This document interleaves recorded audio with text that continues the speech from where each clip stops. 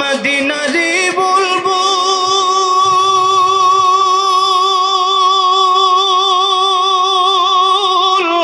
আমার আল্লাহ ভালোবেসে নামটি দিলেন মুহাম্মদ রাসূল। আল্লাহু আকবার। নবী আমার মদিনারি বলবো আমার আল্লাহ ভালোবেসে নামটি দিলেন হাবিবে রাসূল। ওই নবীকে ভুল বুঝিলে ওই নবীকে থাকবে না ঈমান। আশিক বিনে কে বুঝিবে আমার দয়ার নবীর শান। বলেন না, উম্মত বিনে কে বুঝিবে রাহমাতুল লিল আলামিন নবী রাহমাতুল লিল। কোরআনে প্রমাণ আশিক বিনে কে বুঝিবে আমার দয়ার নবীর শান। আশিক বিনে কে বুঝিবে। আমার ভাইরা, আমার মুরব্বি বুঝতে আল্লাহ বলছেন ইন্নামা ওয়ালিয়ুকুমুল্লাহ ওয়া রাসূলুহু। আমি আল্লাহকে এক নম্বরে বন্ধু বানাবো, আর আল্লাহকে যদি বন্ধু বানাও আমার নবীর মাধ্যমে আমি আল্লাহর কাছে আসতে হবে। ইন কুনতুম তুহিব্বুনাল্লাহ ফাত্তাবিউনি ইউহিব্বুকুমুল্লাহ। আল্লাহ রাব্বুল আমিন বলেন, ও আমার নবী আপনি বলেন, যদি আমি আল্লাহর ভালোবাসা পেতে চাই, আমি আল্লাহকে যদি কেউ মহব্বত করে, তাহলে যেন আপনার অনুসরণ করে, আপনার ইতাআত করে। তাহলে আমার নবীর অনুসরণের দরকার আছে না নাই? আমার নবীর সুন্নত তরিকা মানার দরকার আছে না নাই? সারা জীবন সুন্নত তরিকা মানেন নাই, কিয়ামতের ময়দানে সুপারিশ কিন্তু এমনি নসিব হবে না। এই জন্য নবীর সুন্নত আপনি অনুসরণ করেন। আমার নবীকে মডেল বানান। নায়ক নায়িকা, গায়ক গায়িকার, খেলোয়াড়কে মডেল বানানোর দরকার নাই। এরা কিয়ামতের ময়দানে নিজেই হায়াতাশ হয়ে যাবে, নফসি নফসি বলবে। সেই জন্য কিয়ামতের ময়দানে আমার নবীর সুপারিশ যদি চান, নামাজ না পইরা না পইরা, সুদ খাইয়া না খাইয়া, সুদ ঘুষ ছেড়ে দিতে হবে। মিথ্যা বইলা না সত্য বইলা, কোরআন মেনে না কোরআন ছেড়ে। আমার ভাইরা, আমার বাবাজিরা, নবীজি বলে আমাকে যারা ভালোবাসবে তারা আমার সাথে জান্নাতে থাকবে। মান হাব্বা সুন্নতি ফাকাদ আহাব্বানি ওয়া মান আহাব্বানি কানা মাই ফিল জান্নাহ। নবীজি বলতেছেন, যারা আমার সুন্নতকে ভালোবাসবে, যারা সুন্নত আমার মানবে, এরা আমার সাথে থাকবে জান্নাতে। যেরকম সুবহানাল্লাহ। নবীর সাথে জান্নাতে থাকতে চান তো? তাহলে সুন্নত মানা দরকার আছে না নাই? আল্লাহ রাব্বুল আলামিন বলছেন, এক নম্বরে আমি আল্লাহকে বন্ধু বানাও, দুই নম্বরে আমার রাসূলকে বন্ধু বানাও। কারণ কিয়ামতের ময়দানে আমার নবীর উম্মতকে ছেড়ে আমার নবী জান্নাতে যাবেন না। সুবহানাল্লাহ। এমনকি মৃত্যুর সময় মালাকুল মউত যখন চলে আসছে কাছে, আমার নবী চোখের পানি ছেড়ে কাঁদতেছে। জিবরাইল আমিন পাশে বসা, ইয়া রাসূলুল্লাহ, ইয়া হাবিবাল্লাহ, আপনি কাঁদেন কেন? আপনি কি আয়েশার জন্য কাঁদেন, নাকি ফাতেমার জন্য কাঁদেন, নাকি হাসান হুসাইনের জন্য কাঁদেন? আমার নবী ডেকে বলেন, জিবরাইল,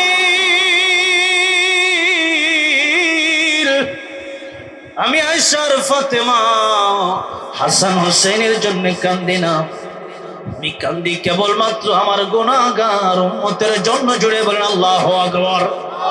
যে নবী আমারে আপনারে মরণের সময় বলে চালাই, মেরাজের রাতে গিয়েও আমার নবী যখন উম্মতকে বলে না, কিয়ামতের ময়দানে যেই নবী উম্মত সারা পৃথিবীতে, সারা পৃথিবীর মানুষগুলো, এমনকি নবীরা পর্যন্ত যখন নফসি নফসি বলবে, আমার নবী তখন বলবেন, ইয়া রাব্বি উম্মতি। বলেন, সেই নবীর সুন্নাত আমাদের জীবনে দরকার আছে না নাই?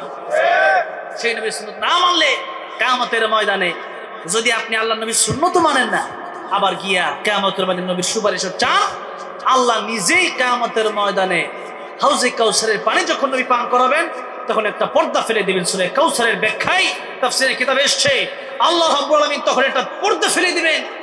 নবীজি বলবেন আল্লাহ পর্দা কেন ফেলা হলো? আল্লাহ বলবেন এরা আপনার খাঁটি উম্মত না, ভেজাল ভেজাল, এদেরকে হাউজে কাউসারের পানি আপনি পান করাবেন দূরের কথা, আমি আল্লাহ পান করাইতে দিব না। আল্লাহ যদি বাধা দেয় নবী কি পান করাবে? পান করাবে।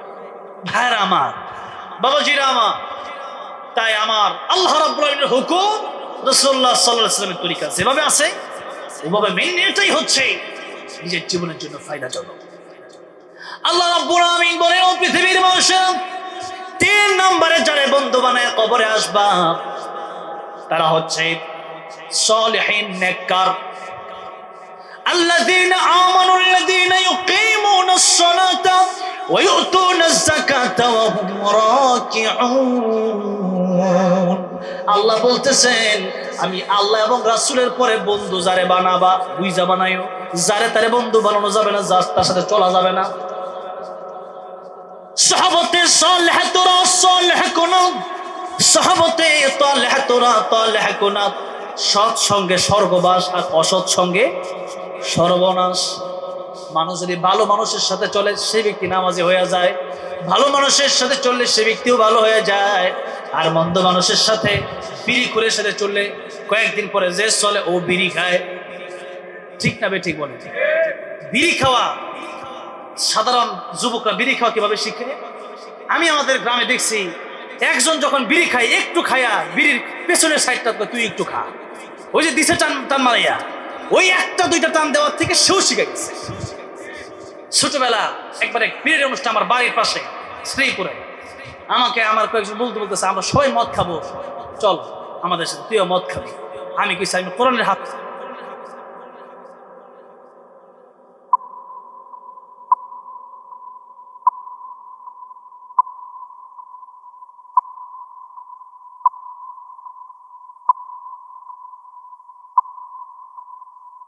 র্যাব আর পুলিশ আর সেনাবাহিনী দিয়ে তার ভালো বড় লাগবে না, আল্লাহর ভয়ে সে ব্যক্তিটা ভালো হয়ে যাবে। তাই কালো আর ধলা দিয়া পৃথিবীর মানুষের বিচার হবে না, লম্বা খাটো দিয়া পৃথিবীর মানুষের বিচার হবে না, ধনী আর গরিব দিয়া পৃথিবীর বিচার হবে না। আল্লাহর কাছে যদি কেউ ভালো হতে চায় আল্লাহ রাব্বুল আলামিন বলেন ইন্না আকরামাকুম ইনদাল্লাহি আতকাকুম। আমার ভয় যার অন্তরে থাকবে, আল্লাহর ভয় যার অন্তরে থাকবে, সে ব্যক্তির মতো ভালো মানুষ আমি আল্লাহর কাছে আর কেউ হতে পারে না। কারণ সে ব্যক্তি যখনই গুনাহ করতে যাবে সে ব্যক্তির চিন্তা করবে আমার পৃথিবীর কোনো পুলিশ দেখবে না, আমার সেনাবাহিনী দেখবে না, র্যাব দেখবে না, আমার বাবা মা আমার দেখবে না, আমার স্ত্রী আমার দেখবে না, আমার স্বামী আমার দেখবে না, আমার ভাই আমার দেখবে না। পৃথিবীর কেউ যদি আমার নাও দেখে আমার একজন দেখবে, জুড়ে বলেন তিনি কে? আল্লাহর ভয় যদি অন্তরে থাকে সে ব্যক্তি গুনাহ করতে পারে না। কারণ আল্লাহ রাব্বুল আলামিন বলছেন ও পৃথিবীর মানুষেরা وَنَحْنُ أَقْرَبُ إِلَيْهِ مِنْ حَبْلِ الْوَرِيدِ।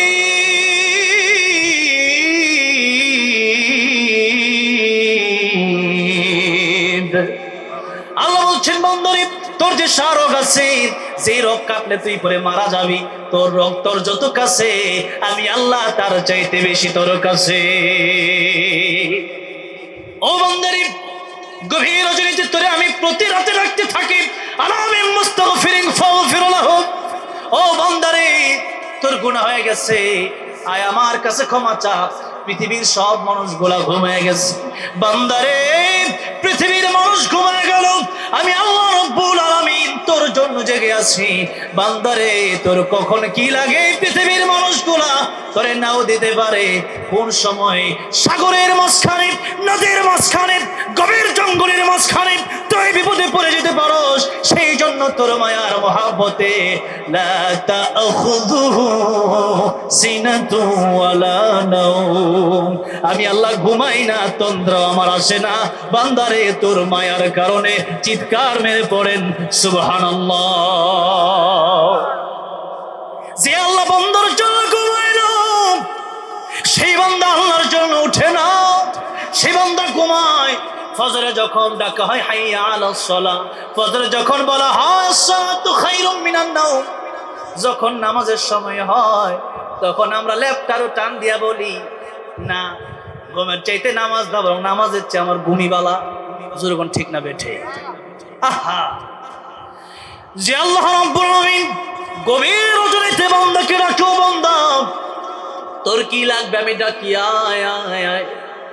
দুনিয়ার মানুষ নিজের বাপের কাছেও এক জিনিস বারবার চাইলে বাপও বিরক্ত হইয়া যায়, মায়ের কাছেও একটা জিনিস বারবার চাইলে মা বিরক্ত হইয়া যায়, ভাইয়ের কাছে একটা জিনিস বারবার চাইলে ভাই বিরক্ত হইয়া যায়, নেতার কাছে একটা জিনিস বারবার চাইলে নেতাও বিরক্ত হইয়া যায়। আমার কাছেও যদি কেউ একটা জিনিস বারবার চাই আমি বিরক্ত হয়ে যাই, তাহলে আর কত দিব, তোর আর কত লাগবে, ঠিক কিনা বলে? কিন্তু আমার আল্লাহ ডাক দিয়া কয়, বান্দারে যত চাইবি আমি আল্লাহ তত খুশি হইয়া যায়। আমি আল্লাহর কাছে যতই তুমি চাইব আমি আল্লাহ ততই খুশি হয়ে যাব। আমি আল্লাহ রাব্বুল আলামিন, তুমি যতই চাইবে ততই খুশি হয়ে যাব। বান্দারে অনেক সময় বান্দা দোয়া করে কবুল হয় না, বিষয়টা এমন না। হালাল যদি কেউ খায় তার দোয়া কবুল হবে না কেন? হারাম খেলে দোয়া কবুল হবে না। হালাল যদি কেউ খায় তার দোয়া অবশ্যই কবুল হবে। বলবেন হুজুর তাহলে কত দোয়া করলাম কবুল যে হইল না? আরে আমার আল্লাহ তো যারা ইমানদার তাদেরকে 1 নম্বরে পরীক্ষা করে, 2 নম্বরে আমার আল্লাহ রাব্বুল আলামিন চায় দুনিয়াতে তারা যত কষ্ট হোক না কেন, আখিরাতে সে যেন জাহান্নামে না যায়, সে যেন জান্নাতে আসে।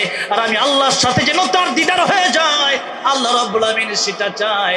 অনেক সময় দোয়া দুনিয়াতে কবুল হয় না, সেই দোয়াটা আমার আল্লাহ রাব্বুল আলামিন আখিরাতের জন্য রেখে দেয়।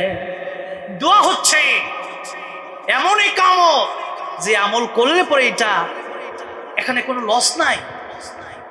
আপনি যখন দোয়া করবেন দুনিয়াতে যদি কবুল হয়ে যেত তো ভালো, আর যদি নাও কবুল হয় হালাল যদি খান, কিয়ামতের ময়দানে এই দোয়াকে আল্লাহ পাহাড় পরিমাণ নেকি বানাইয়া আপনাকে জান্নাতে প্রবেশ করায় দেবে। সেই জন্য মন খারাপের কোনো প্রশ্ন নাই যে দুনিয়াতে দোয়া কবুল হয় না, এই মন খারাপ করার কোনো দরকার নাই। আল্লাহ রাব্বুল আলামিন বলেন, الذي خلق الموت والحياة ليبلوكم أيكم أحسن عملا وهو العزيز الغفور।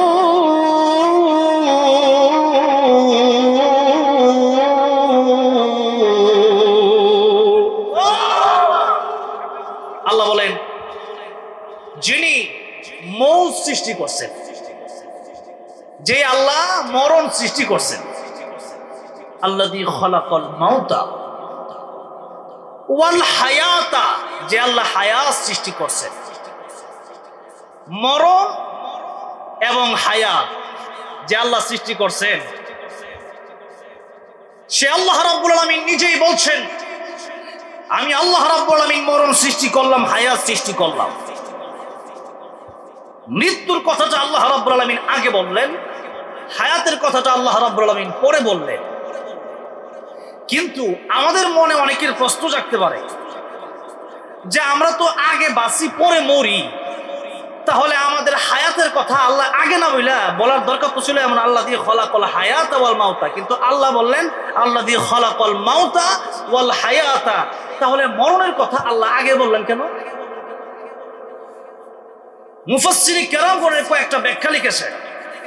এর প্রথম ব্যাখ্যাটা আল্লাহ রাব্বুল আলামিন নিজে সূরা বাকারার ভিতরে বলেছেন। বলবো আয়াত, আল্লাহ বলতেছেন, কাইফা তাকফুরুনা বিল্লাহি ওয়া কুনতুম আমওয়াতান ফাআহইয়াকুম সুম্মা ইউমীতুকুম ثم يحييكم সুম্মা ইলাইহি তুরজাউন।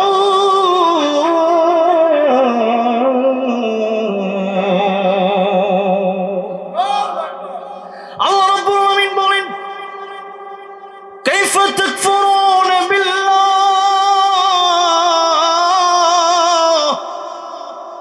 মানুষ কিভাবে আমি আল্লাহর সাথে নাফরমানি করে, মানুষ কিভাবে গুনাহ করে, মানুষ কিভাবে আমি আল্লাহর সাথে কুফরি করে। ওয়া কুনতুম আমওয়াতা, এই মানুষ তো আগে মৃত ছিল, এরপরে এই মানুষকে আমি আল্লাহ জীবন দিলাম। ফাআহইয়াকুম, আল্লাহ কোরআন শরীফের আয়াতে কি বলছেন লক্ষ্য করেন। আল্লাহ বলতেছেন কাইফা, কিভাবে, তাকফুরুনা বিল্লাহ, মানুষ কিভাবে আল্লাহর সাথে নাফরমানি করে। ও কুনতুম আমওয়াতা, এই মানুষ তো মৃত ছিল। আল্লাযী খালাকাল মাউতা ওয়াল হায়াতা, মনে আছে ওই আয়াত, সূরা মুলকের আয়াত, সূরা মুলকের আয়াতের সাথে সূরা বাকারার আয়াতটি মিলামু, একটু বোঝার চেষ্টা করেন। আল্লাহ রাব্বুল আলামিন বলেন আল্লাযী খালাকাল মাউতা ওয়াল হায়াতা, আবার আল্লাহ রাব্বুল আলামিন বলেন কুনতুম আমওয়াতান ফাআহইয়াকুম। তাইলে সূরা মুলকের প্রথমে আল্লাহ মরণের কথা বললেন, পরে হায়াতের কথা। সূরা বাকারায় আসলাম, সেখানে এখন দেখি আগে আল্লাহ মরণের কথা বলেছেন, এরপরে হায়াত। এখন আল্লাহ ওই আয়াত, যে অনেকের প্রশ্ন হইতে পারে যে মরণের কথা আল্লাহ আগে কেন বলেন, এবার আল্লাহ বুঝাই দিচ্ছেন বান্দারে তুমি তো আগে মরাইছিলা। আগে আমরা কি ছিলাম? মরাইছিলাম। কেমনে? মায়ের পেটে যখন ছিলাম, এখনো দেহ তৈরি হয় নাই,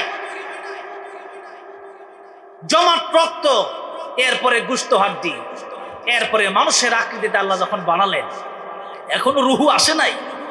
এই মুহূর্তে যদি আল্লাহ রুহু না দেয়, তাহলে অনেক মৃত বাচ্চাও এই পৃথিবীতে ভূমিষ্ঠ হয় কি হয় না? মৃত বাচ্চা ভূমিষ্ঠ হয়েছে কেন? ওই যে আল্লাহ রুহু দেয় নাই। কি দেয় নাই? রুহুটা কি জিনিস?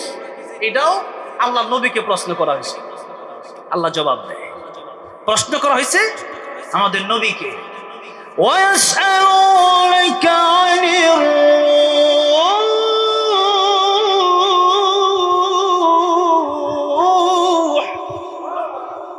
কুলির রূহু মিন আমরি রাব্বি ওয়া মা উতীতুম মিনাল ইলমি ইল্লা ক্বালিলা। প্রশ্ন করা হচ্ছে রূহ কি জিনিস? আল্লাহ বলছেন রূহ হচ্ছে এমন একটা বিষয়, এই পৃথিবীর মানুষ, এরা পৃথিবীর মানুষেরা কোনোদিন রূহ দেখতে পারবে না। আল্লাহ বলেন কুলির রূহু মিন আমরি রাব্বি, রূহ হচ্ছে কেবল আল্লাহর হুকুম। আল্লাহ বলছে, ভিতরে ঢুকছে, আল্লাহ যেদিন বলবেন সেদিন চলে যাবে। রূহ আটকে রাখার ক্ষমতা পৃথিবীর কোনো বৈজ্ঞানিকের আছে নাকি? সেই জন্য আল্লাহ রাব্বুল আলামিন যদি রূহ দেয়, এই পৃথিবীর মানুষ জীবন্ত জন্ম নেয়। আর আল্লাহ যদি রূহ না দেয়, এই পৃথিবীর মানুষ জীবন্ত জন্ম নেয় না, মৃত জন্ম নেয়। তাই আল্লাহ বলছেন বান্দারে তুমি তো ছিল মৃত, আমি আল্লাহ রাব্বুল আলামিন তোমার জীবন দিলাম। এখন তোমার কত কাজ, জীবন দেওয়ার পরেও তুমি কিন্তু ছোট যখন ছিলাম তখন তুমি এই দুনিয়ার সব কিছু বোঝো না, হাত দিয়া কিছু ধরতে পারো না, হাঁটতে পারো না, কাজ করতে পারো না, কথা বলতে পারো না। তুমি কান্দো আর মায়ের মনে মায়া আমি আল্লাহ দিয়ে দিলাম। তাই তোমার কান্নার আওয়াজে মা বুঝতে পারে তোমার ক্ষুধা লেগেছে। তোমার ক্ষুধা লেগেছে বুঝতে পারার কারণে তোমার মার বুকে দুধ যে প্রয়োজন হবে, ওই দুধ বেশি গরমও না বেশি ঠান্ডাও না। ডাক্তাররা বলেছেন পৃথিবীর এই ছোট্ট ছোট্ট নবজাতকদের জন্য মায়ের দুধের চাইতে উপকারী কোনো খাবার পৃথিবীতে নাই। বেশি গরমও না, বেশি গরম দিলে বাচ্চার জিহ্বা পড়ে যাবে, আবার বেশি ঠান্ডাও না, বেশি ঠান্ডা দিলে বাচ্চার ঠান্ডা লেগে যাবে। এমন দুধ আল্লাহ ব্যবস্থা করে দিলেন। মায়ের বুকে এতদিন দুধ নাই, কিন্তু বাচ্চা আসছে, মায়ের বুকে দুধ আল্লাহ দিয়ে দিছে। আল্লাহ রাব্বুল আমিন বলেন, ও পৃথিবীর মানুষ, ছিলাম ঋতু, আমি আল্লাহ রূহ দিয়ে জীবন দিলাম, এরপরে বোঝো না কিছু, খালি কাঁদো, কথা বলতে পারো না। হাল আতা আলাল ইনসান হিনুম মিনাদ দাহর লাম ইয়াকুন শাইআন মাযকুরা। ও পৃথিবীর মানুষ, তোমাদেরকে আমি আল্লাহ জিরো থেকে হিরো বানিয়ে দিলাম। ও পৃথিবীর মানুষ, তাহলে তোমরা এক সময় ছিলা না, আমি আল্লাহ তোমাদেরকে রূহ দিলাম, এরপরে তোমাদের জীবন আসল। তাই আল্লাহ বলছেন, কুনতুম আমওয়াতান ফাআহইয়াকুম, তোমরা ছিলাম মৃত, আমি আল্লাহ রাব্বুল আমিন তোমাদেরকে জীবন দেওয়ার পরে তোমরা হয়ে গেলা জীবিত। এখন জীবিত বাচ্চারা যখন বড় হইছে, তাকে নিয়ে কত মানুষের কারাকারি, বিভিন্ন সমাজ তারে টানে, বিভিন্ন মানুষ তারে ডাকি, চাকরি করতে হয়, ব্যবসা করতে হয়, তার কাজের অভাব নাই। তার সময়, এমন সময়টা এখনো হয় না যে আল্লাহ বান্দারে সময় দিল, সে বান্দা আল্লাহর জন্য একটা সময় দিতে পর্যন্ত পারে না। নামাজ পড়তে ডাকলে বলে সময় নাই, কি নাই? সময় নাই, তার সময় নাই। যে সময় আল্লাহ দিছে সে কয় আমার সময় নাই, নামাজ পড়ার সময় নাই। আহারে, এই জন্য আল্লাহ বলেন, এই মানুষটা কেমনে আল্লাহর সাথে নাফরমানি করে, অথচ সময় তো আমি আল্লাহ দিলাম। তাহলে যে সময় আল্লাহ দিলেন, 24 ঘন্টার সময়ের ভিতরে 1 ঘন্টা সময় যদি আল্লাহরে না দেই, কিয়ামতের ময়দানে যদি আল্লাহ জাহান্নামে দেয়, তাহলে সেটা কি আল্লাহর বেইনসাফ হবে না ইনসাফ হবে? এটা ইনসাফের বিচার হবে, আল্লাহ বেইনসাফের বিচার করবে না। আপনি 24 ঘন্টার ভিতরে 1টা ঘন্টা সময় নামাজের জন্য দিতে পারেন না, আপনার নামাজ পড়ার সময় নাই। যে আল্লাহ সময় দিল, আল্লাহ যদি ওই মায়ের পেট থেকে রূহ না দিত, আপনি থাকতে পারতেন না। অথবা আপনার চেয়ে কম বয়সী কত মানুষ চলে গেছে, আল্লাহ যদি আপনার রূহ নিয়ে নিত, আপনি বাঁচতে পারতেন না। কিন্তু এখন নামাজের সময় হইলে পরে সময় নাই, মাহফিলের জন্য একটু বসতে বললে সময় নাই। তাহলে সময়টা দিল কি, এটা কি দেখলেন না? একটু দেখার দরকার আছে না? যে আল্লাহ সময় দিল, ওই মানুষটা যদি কয় যে আল্লাহ আমার সময়, আল্লাহ দেওয়ার পরেও যদি বলে যে সময় নাই, এটা কি নিমুখ হারামি হয়েছে কি হয় নাই? এর চেয়ে বড় নিমুখ হারাম আর কেউ থাকতে পারে?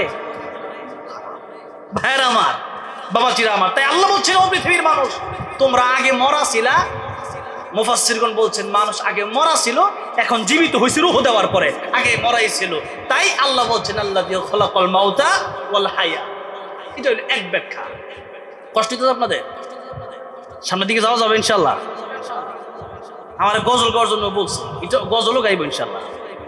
যেহেতু সঙ্গীতের ভক্ত আমরা আলহামদুলিল্লাহ দেশে কোটি কোটি মানুষ, একটা সঙ্গীত যদি খালি 10 কোটি মানুষ শোনে, তাহলে কর 100 মিলিয়ন, 100 মিলিয়ন আর 10 কোটি, এটা দেখা যায় কত মানুষ শুনছে। তাইলে বলেন, গজলও তো শুনতে চাইতেই পারে, ঠিক না বেঠিক? আপনারাও শুনবেন ইনশাল্লাহ। একটু আগে কিছু আমল ভিতরে ঢুকাই, কিছু এলেম ভিতরে ঢুকাই, এরপরে ইনশাল্লাহ খালি সিলি বাসতে থাকবে, আমি জানি এগুলো এক লগে জমাও, এরপরে ইনশাল্লাহ একসাথে। আল্লাহ রাব্বুল আলামিন মরণের কথা আগে বললেন, এর দ্বিতীয় নম্বর ব্যাখ্যা হচ্ছে, এই পৃথিবীর জীবন আমার আসল জীবন না। এই পৃথিবীর জীবনের পরে যেই জীবন শুরু হবে, ওই জীবনটাই আমার আসল জীবন। সেই জন্য আল্লাহ রাব্বুল আলামিন বললেন, আল্লাযী খালাকাল মাউতা ওয়াল হায়াতা। আল্লাহ রাব্বুল আলামিন বলেন, যিনি মরণ সৃষ্টি করেছেন, যিনি হায়াত সৃষ্টি করেছেন, তার মানে এই পৃথিবীতে এসেছি আমার মৃত্যুবরণ করা লাগবে। মরণ আমার হবে, মরণ আপনার হবে। শুধু আমার আপনার মরণ হবে তাই না, মালাকুল মাউত আজরাইলেরও মরণ হবে, কি হবে না? সবার যখন মৃত্যু হয়ে যাবে, আল্লাহ রাব্বুল আলামিন বলেন, ও মালাকুল মাউত, আর কে বাকি আছে? মালাকুল মাউত কি বলবেন? আল্লাহ রাব্বুল আলামিন, সব শেষ, কেবলমাত্র আপনি আর আমি বাকি। আল্লাহ আগেই ঘোষণা দিয়েছেন সূরা রহমান, কুল্লু মান আলাইহা فان ويبقى وجه ربك ذو الجلال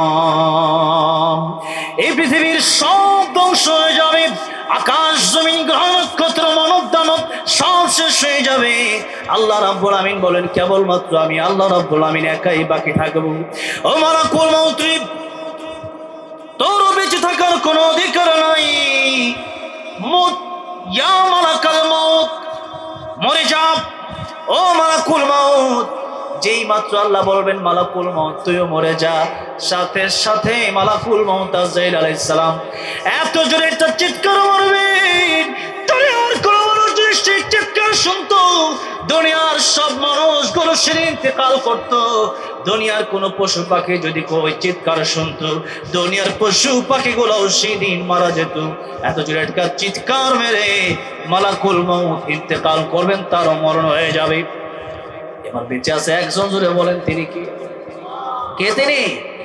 তখন আল্লাহ বলবেন লিমানিল মুলকুল ইয়াউম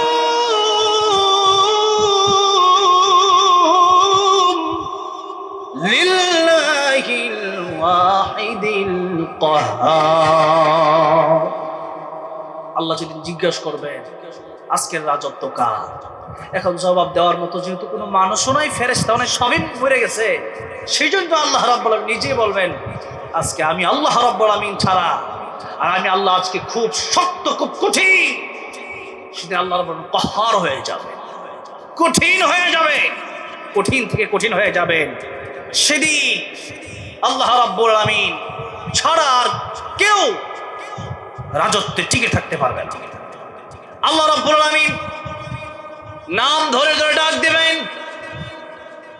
ও পৃথিবীর বড় বড় পাহাড় আজকে কোথায় পৃথিবীর বড় বড় বৃক্ষ তোমরা আজকে কোথায় ও পৃথিবীর জালেম বাদশারা তোমরা আজকে কোথায় সেদিন কেউ জবাব দিতে পারবে না তার মানে আল্লাহ রাব্বুল আমিন ছাড়া সবারই মরতে হবে মৃত্যু থেকে কেউ রেহাই পাবে না এমনকি মরণ যে আছে মরণ এই মরণেরও একদিন মৃত্যু হবে মরণেরও একদিন কি হবে মৃত্যু হবে কিয়ামতের ময়দানে উলসিরাতের গোড়া দুম্বার আকার ধারণ করায়া এরপরে আল্লাহ রাব্বুল আমিন অর্ডার করবেন যে তাকে জবাই করে দাও সেদিন মৃত্যু হবে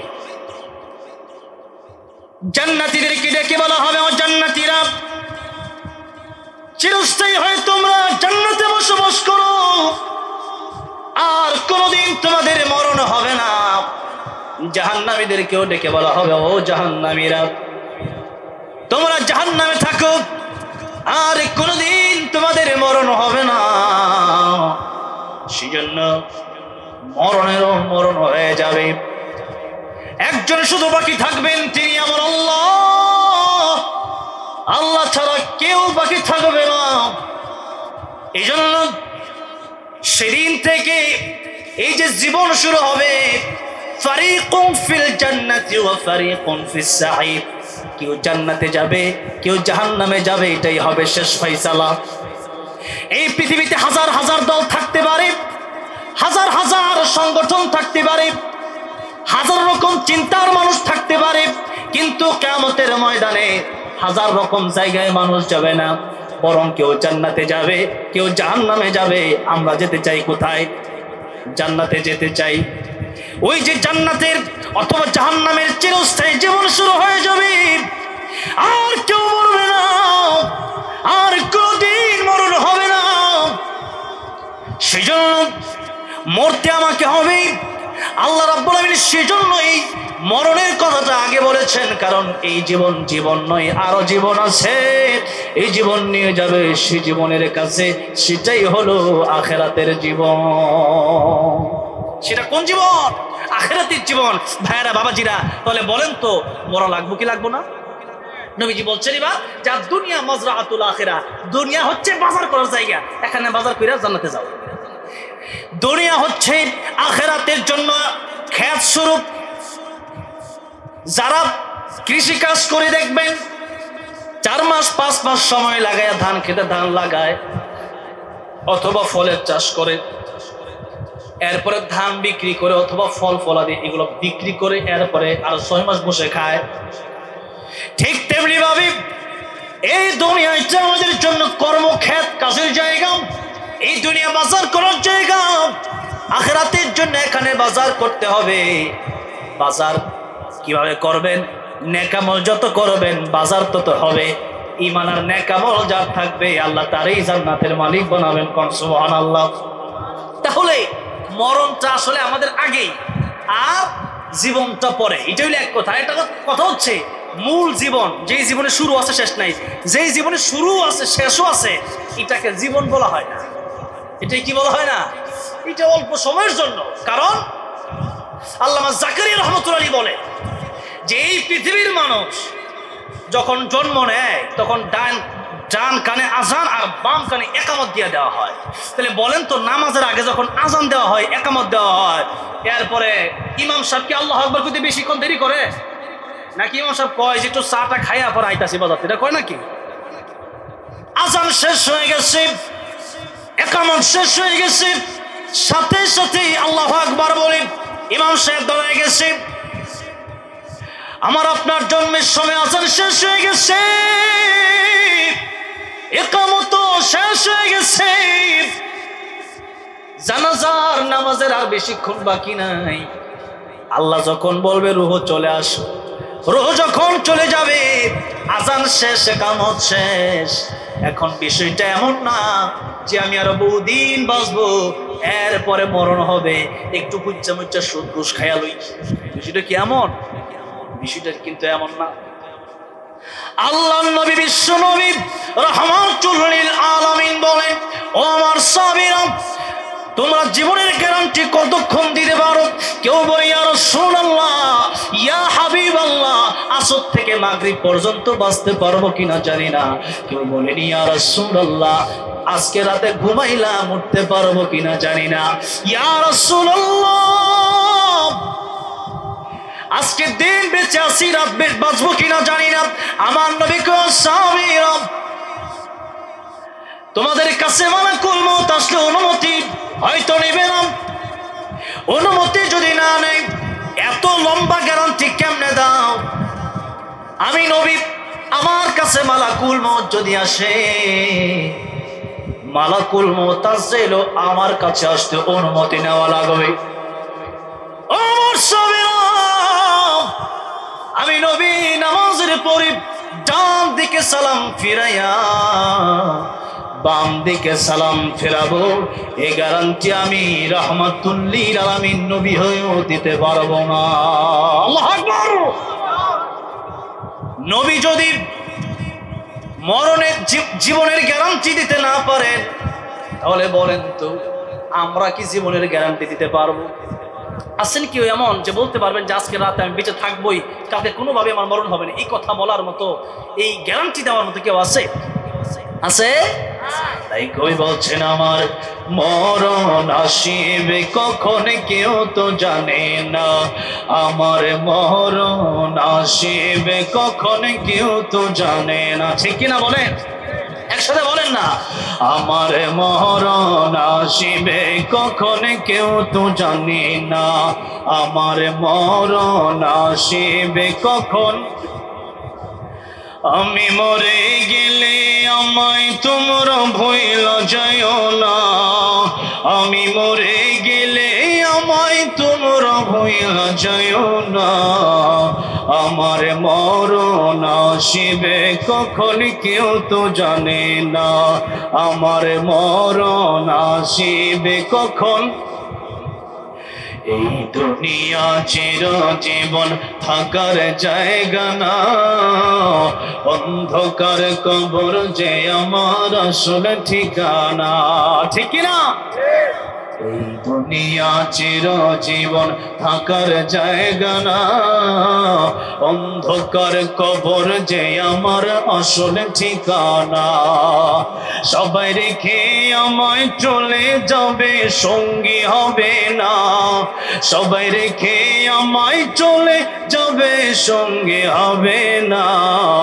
আমার মরণ আসিবে কখন কেউ তো জানে না।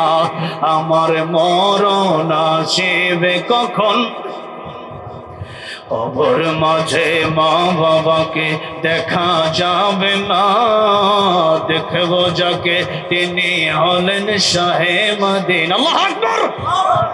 কবর মাঝে মা বাবাকে দেখা যাবে না, দেখবো যাকে তিনি হলেন শাহে মদিনা। সেদিন আল্লাহ বিনে আর তো কেহ বন্ধু হবে না। সেদিন নবী বিনে আর তো কেহ বন্ধু হবে না। আমার মরণ আসিবে কখন কেউ তো জানে না। আমার মরণ আসিবে কখন। আমি মরে গেলে আমায় তোমরা ভুইলা যাও না। আমি মরে গেলে আমায় তোমরা ভুইলা যাও না। আমার মরণ আসিবে কখন কেউ তো জানে না। আমার মরণ আসিবে কখন। তাই আল্লাহ ডাক দিয়া বলেন, ইন্নামা ওয়ালিয়ুকুমুল্লাহ।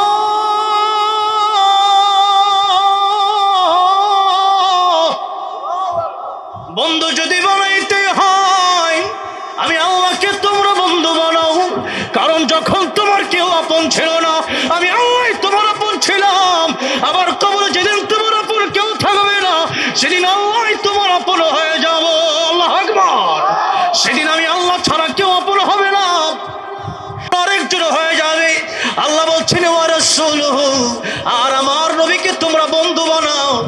আমার নবীকে যদি বন্ধু বানাইতে পারো, কিয়ামতের ময়দানে আমার নবীর সুপারিশের কারণে তোমাদেরকে জান্নাতের মালিক আমি আল্লাহ রাব্বুল আলামিন বানায় দেব।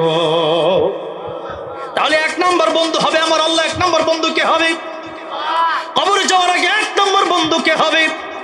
দুই নম্বর বন্ধু হবে আমার রাসূল। দুই নম্বর বন্ধু কে হবে? আল্লাহ নিজের ব্যাপারে বললেন, আলহামদুলিল্লাহি রাব্বিল আলামিন। আর আমার নবীর ব্যাপারে একই শব্দ ব্যবহার করে আল্লাহ বলছেন, ওমা আরসালনাকা ইল্লা রাহমাতাল লিল আলামিন। রাহমাতুল লিল আলামিন নবী কোরআনে প্রমাণ। আশিক বিনে কে বুঝিবে আমার দয়ার নবীর শান। ঠিক কিনা বলেন? কষ্ট হচ্ছে আপনাদের? একটু গাওয়া যাবে তো ইনশাল্লাহ? আমার নবীর প্রেমে যদি একটু গান, এটা কি কষ্ট হবে? আজে বাজে গান না গাইয়া মাঝে মধ্যে যদি নবীর প্রেমে নাতে রাসূল সাল্লাল্লাহু আলাইহি সাল্লাম পড়েন, তাহলে অন্তর আল্লাহ রাব্বুল আলামিন পরিষ্কার করে দেবেন। নবীর প্রেম অন্তরে যদি ঢুকাইতে পারেন, আল্লাহ রাব্বুল আলামিন এই উৎসাহে কিয়ামতের মধ্যে মাফ করতে পারে কি পারে?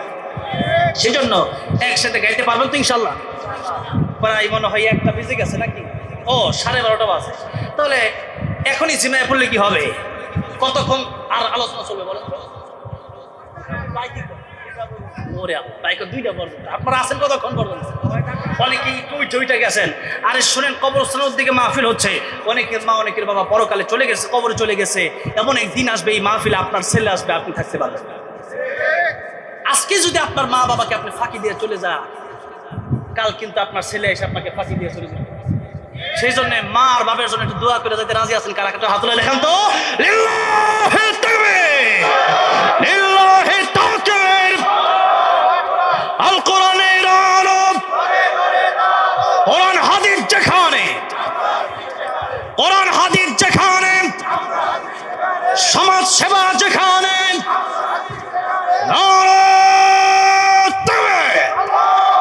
আল্লাহ কবুল করেন। হাত নামান। তাহলে কি আপনারা চুপ করে বসে থাকবেন? নামাজ গাইবেন তো ইনশাআল্লাহ? অনেকেই ঘুমাইতেছে, আরে একটু এই জন্য একসাথে গান, তাহলে ইনশাল্লাহ ঘুমটা ভেঙে যাবে। রাহমাতুল লিল আলামিন নবী রাহমাতুল লিল কোরআনে প্রমাণ, আশিক বিনে কে বুঝিবে আমার দয়ার নবীর শান, আশিক বিনে কে বুঝিবে। হ্যাঁ আমার বাবাজিরা, আমার আল্লাহ রাব্বুল আলামিনের কাছে চাইতে হবে। আল্লাহকে বন্ধু বানাইয়া কবরে যেতে কি আপনারা রাজি আছেন? আল্লাহর বন্ধু বানায় যদি কবরে যেতে চান, আল্লাহর বন্ধু বানানোর সবচেয়ে সুন্দর সিস্টেম হচ্ছে বেশি বেশি সিজদা দেন, ওয়াসজুদ ওয়াকতারি, যত সিজদা দিবেন আল্লাহর নিকটবর্তী হয়ে যাবে। এই জন্য বেশি বেশি তাহাজ্জুদ পড়বেন। কি পড়বেন? তাহাজ্জুদ পড়বেন, বলি ইনশাআল্লাহ। ভাইরা আমার, বাবাজিরা আমার, তাহলে মরতে হবে। আল্লাহ মরার কথা আগে বললেন, মরণের কথাই পৃথিবীর মানুষকে স্মরণ করে দিলেন, ও পৃথিবীর মানুষেরা তোমাদের কিন্তু মরতে হবে। তাহলে আমি আল্লাহ রাব্বুল আলামিন তোমাদেরকে মরণ দিলাম, মরণ তো আমি আল্লাহ সৃষ্টি করলাম, জীবন তো আমি আল্লাহ দিলাম। আল্লাহ রাব্বুল আলামিন যদি কাউকে মেরে ফেলেন, পৃথিবীর কেউ বাঁচাতে পারবে না। আবার আল্লাহ রাব্বুল আলামিন যদি কাউকে বাঁচায় রাখেন, পৃথিবীর কেউ তাকে মারতে পারবে না। জাকারিয়া আলাইহিস সালাম, মারইয়াম আলাইহিস সালাম উনার খালু ছিলেন, ওয়াকাফালাহা জাকারিয়া। জাকারিয়া আলাইহিস সালাম উনি ছিলেন বাইতুল মুকাদ্দাসের ইমাম। মারইয়াম আলাইহিস সালামের আম্মা, উনি আল্লাহর কাছে দোয়া করেন, আল্লাহ আমার যদি কোনো সন্তান হয় তাকে আমি মসজিদের খাদেম বানায় দেব, মসজিদের জন্য বাইতুল মুকাদ্দাসের জন্য ওয়াকফ করে দেব। কয়েকদিন পরে সন্তান হইল, মেয়ে সন্তান, নাম তার মারইয়াম আলাইহিস সালাম। তিনি একটু মনটা খারাপ করলেন যে একটা মেয়ে হইছে, একটা ছেলে হইলে তো মনে হয় ভালোই। তাই তো ভাবছিলাম ছেলে হবে, মসজিদের খাদেম, মসজিদ পরিষ্কার করতে, কিন্তু মেয়ে যে হইছে। আল্লাহ কয়, ও মারইয়ামের আম্মা, রাগ কইরো না, তোমাকে যেই মেয়ে দিছি লক্ষ লক্ষ পুরুষের চাইতে দামি একটা মেয়ে। সাধারণ পুরুষের মতো, সাধারণ পুরুষরাও এই মারইয়ামের মতো দামি নয়। যেরকম সুবহানাল্লাহ। অবশেষে মারইয়াম আলাইহিস সালামকে ওয়াকফ করে দিলেন বাইতুল মুকাদ্দাসের জন্য। এখন তার দায়িত্ব কি নেবেন? কফিল কে হবে? সৌদি আরব কেউ গেছেন? এখানে সৌদি, কাতার, দুবাই বা কুয়েত, মিডল ইস্টে কেউ গেছেন? হাত তুলুন তো। কেউ নাই? ওই যে অনেকজন গেছেন, বা হ্যাঁ অনেক লোক আছে। তো ওই দেশে কফিল আছে না? কফিল এখন মানে কার দায়িত্বে আপনি থাকবেন? মারইয়াম আলাইহিস সালাম তাফসীরের কিতাবে আসছে, একটা বাচ্চা 1 বছরে যত বড় হয়, মারইয়াম আলাইহিস সালাম একদিনে ততটুকু বড় হয়ে গেছে। আল্লাহর কুদরত। এবার যখন দিয়ে দিছে বাইতুল মুকাদ্দাস ওয়াকফ করে, 19 জন ইমাম, তখন বাইতুল মুকাদ্দাসের কয়জন ইমাম? 19 জন ইমাম। 19 জন ইমাম তারা তাকে নেওয়ার জন্য পাগল পারা হয়ে গেছে। এখন 19 জন ইমাম চিন্তা করলো যে কিভাবে, কে নিবে? সবাই কারাকারি শুরু করছে যে আমি নেব। আর একদিকে মারইয়াম আলাইহিস সালামের খালু জাকারিয়া আলাইহিস সালাম, তিনি খালু, একদিকে আত্মীয় সম্পর্ক, আবার বাইতুল মুকাদ্দাসের ইমাম, তিনি বলেন আমি নেব। এখন বাকি ইমামরা বলতেছেন যা আপনারা নেবেন, এটা বড় ভাগ্যবতী সন্তান, এই সন্তানকে আত্মীয় সম্পর্কে আপনি দায়িত্ব নেবেন, এটা হয় না, আমরা নিতে চাই। এরকম করতে করতে এক সময় সবাই বলল ঠিক আছে, লটারি হবে, আমরা সাগরে অথবা নদীতে আমরা সবাই কলম ফেলবো। এটা হচ্ছে লটারি সিস্টেম। তখন আমরা কলম ফেলবো, যার কলমটা যেই দিকে স্রোত যাবে, পানির স্রোত যেদিকে যাবে সেই দিকে যদি কলম সবারটা চলে যায়, যারটা থাকবে, আমরা ভাববো আল্লাহ রাব্বুল আলামিন তার দায়িত্বে মারইয়াম আলাইহিস সালামকে দিবেন। ছেড়ে দেওয়া হলো সবার কলম। এরপরে দেখা গেল যে 18 জনের কলম ভেসে যাচ্ছে, একজনের কলম সেখানে স্থির, তিনি হলেন জাকারিয়া আলাইহিস সালাম। যেরকম সুবহানাল্লাহ। এখন বাকি 18 জন ইমাম এটা মানতে চায় না, এই লটারি এটা জানি কেমন হয়ে গেছে, এটা মানবো না, আবার দেব। এবার লটারিটা কেমন হবে? লটারিটা হবে কলম দাঁড়ায় থাকতে হবে। চিন্তা করেন কলম কি হইতে হবে? আরে কলম কি দাঁড়ায়, এই যে কলম এখানেই আছে, কলম কি দাঁড়ায় থাকবে? এটা পুড়ে গেছে। ইমাম সাহেবরা বলতেছেন যার কলম দাঁড়ায় থাকবে সেই মারিয়াম আলাইহিস সালামের দায়িত্ব নেবে। এবার কলম আবার সবাই ছেড়ে দিলেন। এবার আল্লাহর কুদরতে জাকারিয়া আলাইহিস সালামের কলম দাঁড়ায় গেল। এবার আরো কঠিন প্রশ্ন দিয়ে দিছে, এটাও মানি না, আরো কঠিন করে দিছে। জাকারিয়া আলাইহিস সালামকে ডেকে বলা হলো আমরা সবাই আবার কলম ছাড়বো, এটাই শেষ। জাকারিয়া আলাইহিস সালাম বুঝতেছেন যেটা তো আল্লাহর খেলা, আরে সব কলম চলে যায় এক কলম থাকে, এটা কি সাধারণ ব্যাপার? সব কলম চলে যায় এক কলম দাঁড়ায় থাকে, এটা সাধারণ ব্যাপার?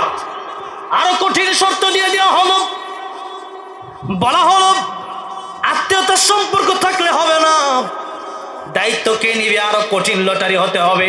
এটা সহজ ছিল, আসলে কি সহজ ছিল? কঠিন ছিল। এবার আরো কঠিন হয়ে গেল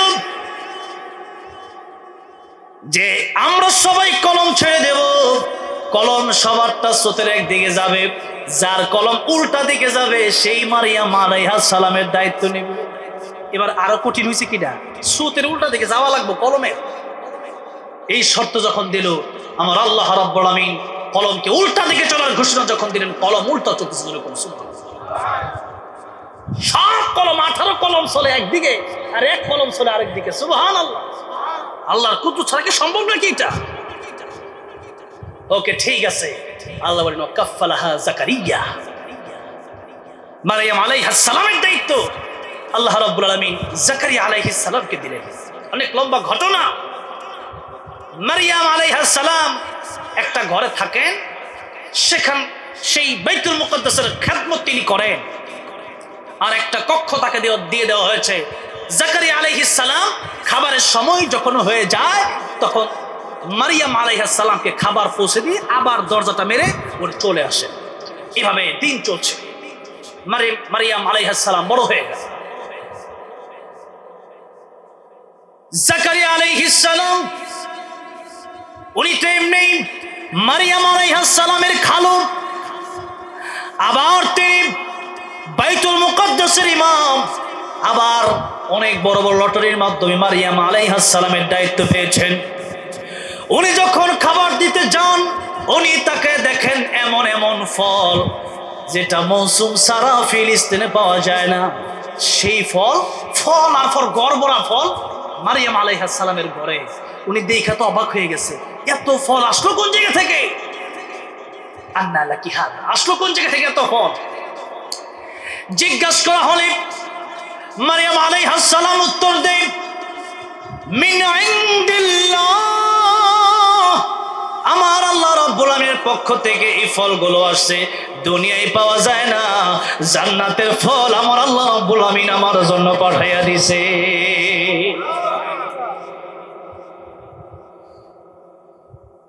ঈসা আলাইহিস সালাম, মারিয়াম আলাইহিস সালামের গর্ভে ঈসা আলাইহিস সালাম আসলেন বাবা ছাড়া।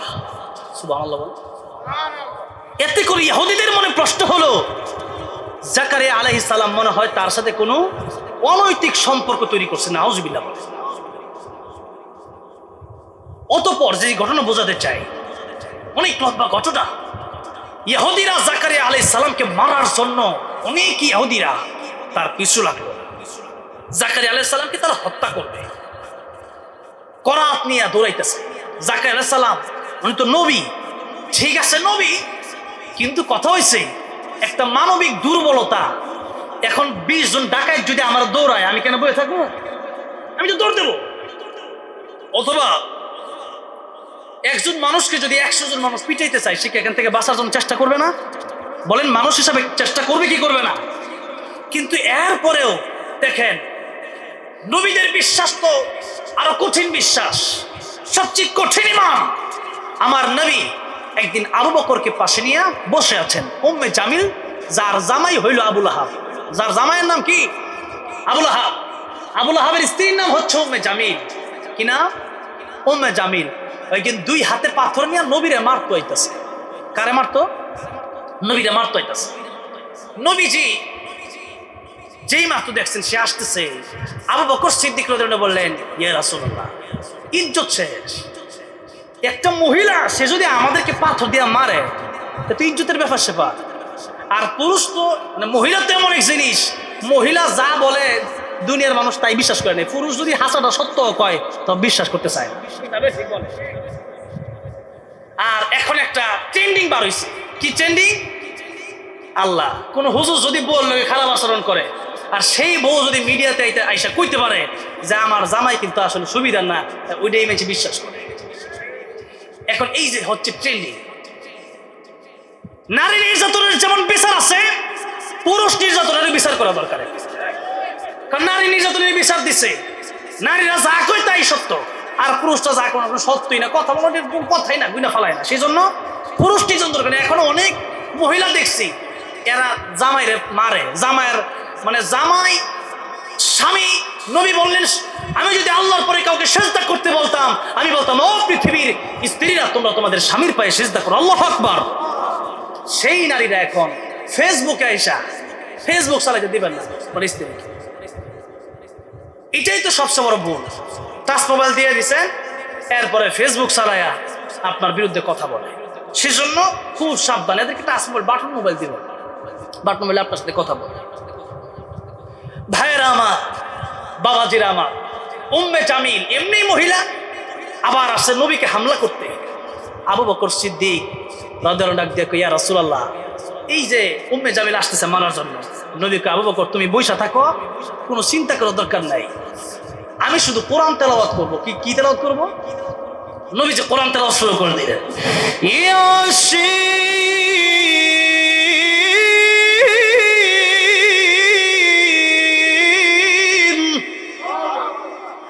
والقرآن الحكيم।